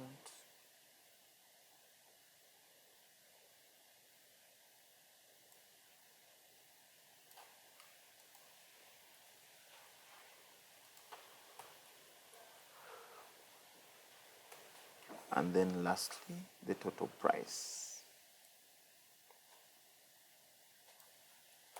Total price. Okay, we don't need this unless we're going to edit the values. Alright, so if we go ahead and refresh the system, we are able to see that. So you have not included the total price. Okay, it is there. There's a spelling error. And if I refresh, okay, we are seeing the total price after all deductions. Okay, we're going to go ahead and take a break, then we come back and make sure that when some item is sold, okay, the profits do reflect on our dashboard here. Okay, they do reflect here that actually we've had profits sold or losses. Let's go ahead and take a break and we come back. All right, welcome back. So we're going to go ahead and now whenever we make a sell, okay, we want this to be updated and reflected on this side of the dashboard. So whenever we make a sell, we should be able to see our sales and then the profits per this stock that we have for the moment. Okay. There are very many things we can do with the project, but no worries, let's go ahead and do. Okay, so we're going to work now on what we should see with the cells. So we're going to go to the sales controller, and then we make sure that we ask if create cells is not empty, then we should do this. Okay, so if create cells is not empty, is not equal to null,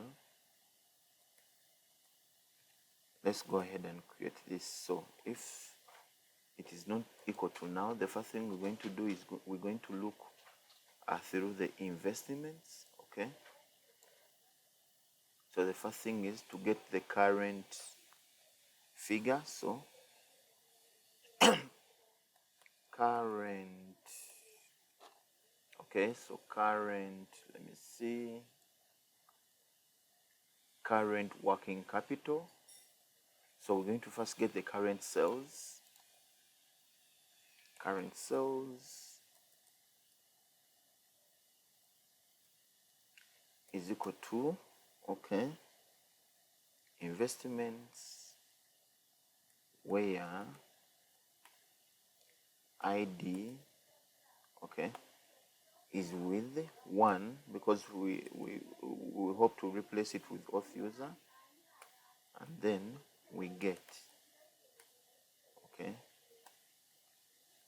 that is it. So current sales, then the other will be current profits, okay, because those are the ones that he sees on the dashboard. So current profits, which will be investments, okay, sorry, okay, we are mixing up things. So current profits,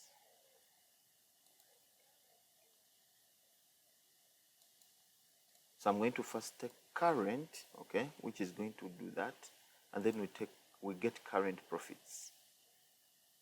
So current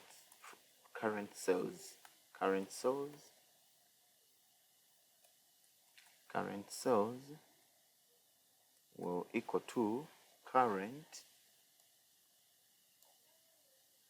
okay, will equal to current pointing to sales, current pointing to sales, then current profits will equal to current pointing to profits, current pointing to profits, current pointing to profits, let's see, and then working capital also. We need to get the working capital. So current working capital, current working capital is equal to current working capital. Current working capital, I need to find out investments, working capital, current working capital.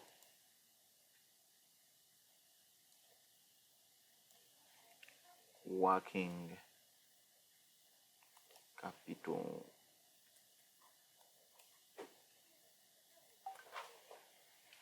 Okay, so for us to get the total sales,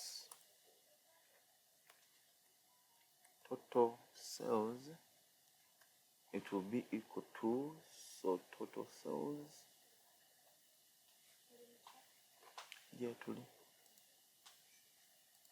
total sales, okay, is going to be the current sales. Total sales is going to be the current sales that have been identified, okay, I think this needs to have a variable of 0. It needs to have a value of 0 because it's from the array, and then these two. So 0, and then so this is working capital. Working capital. So total sales is equal to current sales plus, okay, plus the quantity sold, amount sold. Okay. Total sales is equal to, okay, plus total price. Plus total price. Then that is the total sales. Okay. And then the profits, where is it? The profits are going to be working capital minus the sales. Working capital minus the sales. So the remainder is the profits so far collected. So total profits is going to be equal to working capital, current working capital,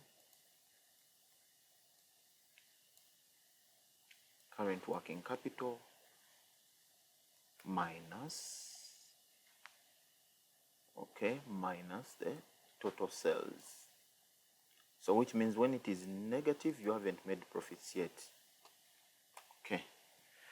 So why don't we go ahead and update our investment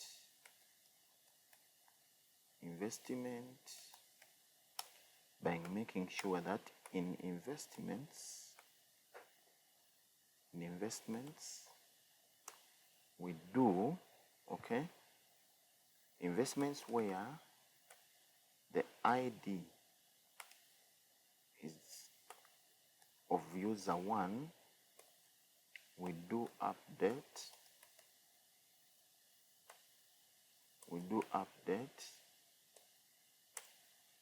okay, what do we update? We're going to update the cells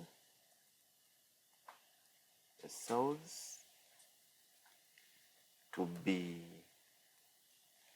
okay, I'll do terminate here. So we do update the cells to be equal to total sales, and then we do update the profits to be equal to total profits.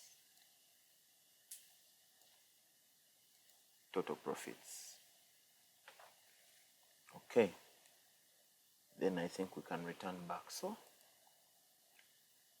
let's go ahead and check for our errors. So we're going to go to sales, and we're going to try to sell wall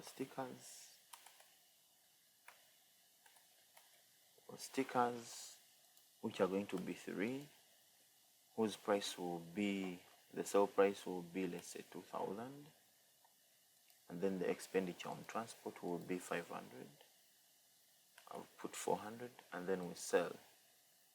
Okay, so that item is sold. What do we have on the dashboard this side? Yes, so the profit so far, okay, the sale is 6,000. The profit is, it is inverted. It's supposed to be working capital. It is supposed to be sales minus working capital, and the remainder should be that. Sales minus working capital. Okay, so we've inverted it.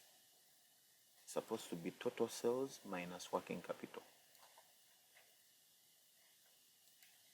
So it will be by negative for there. So total sales minus working capital. Then with time, I think it will add up.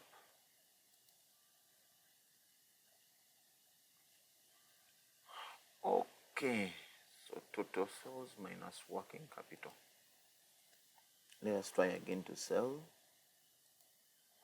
So we're going to sell butterflies, and I'm going to sell 4.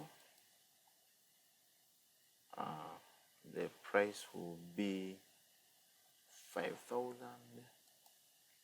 The transport will be of 1,000. Then we sell what we've sold. What do we have on the dashboard? Yes, we are making the profits. All right, team.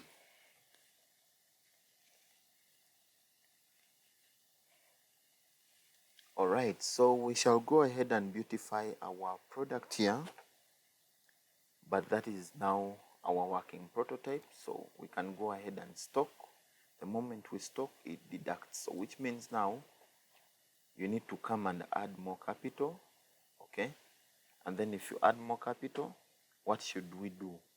Okay, so is there a chance of resetting? I think we can have one where we reset the working capital. The moment we add more capital, we can have one to reset the working capital, the sales, so that each new investment of stock comes in differently.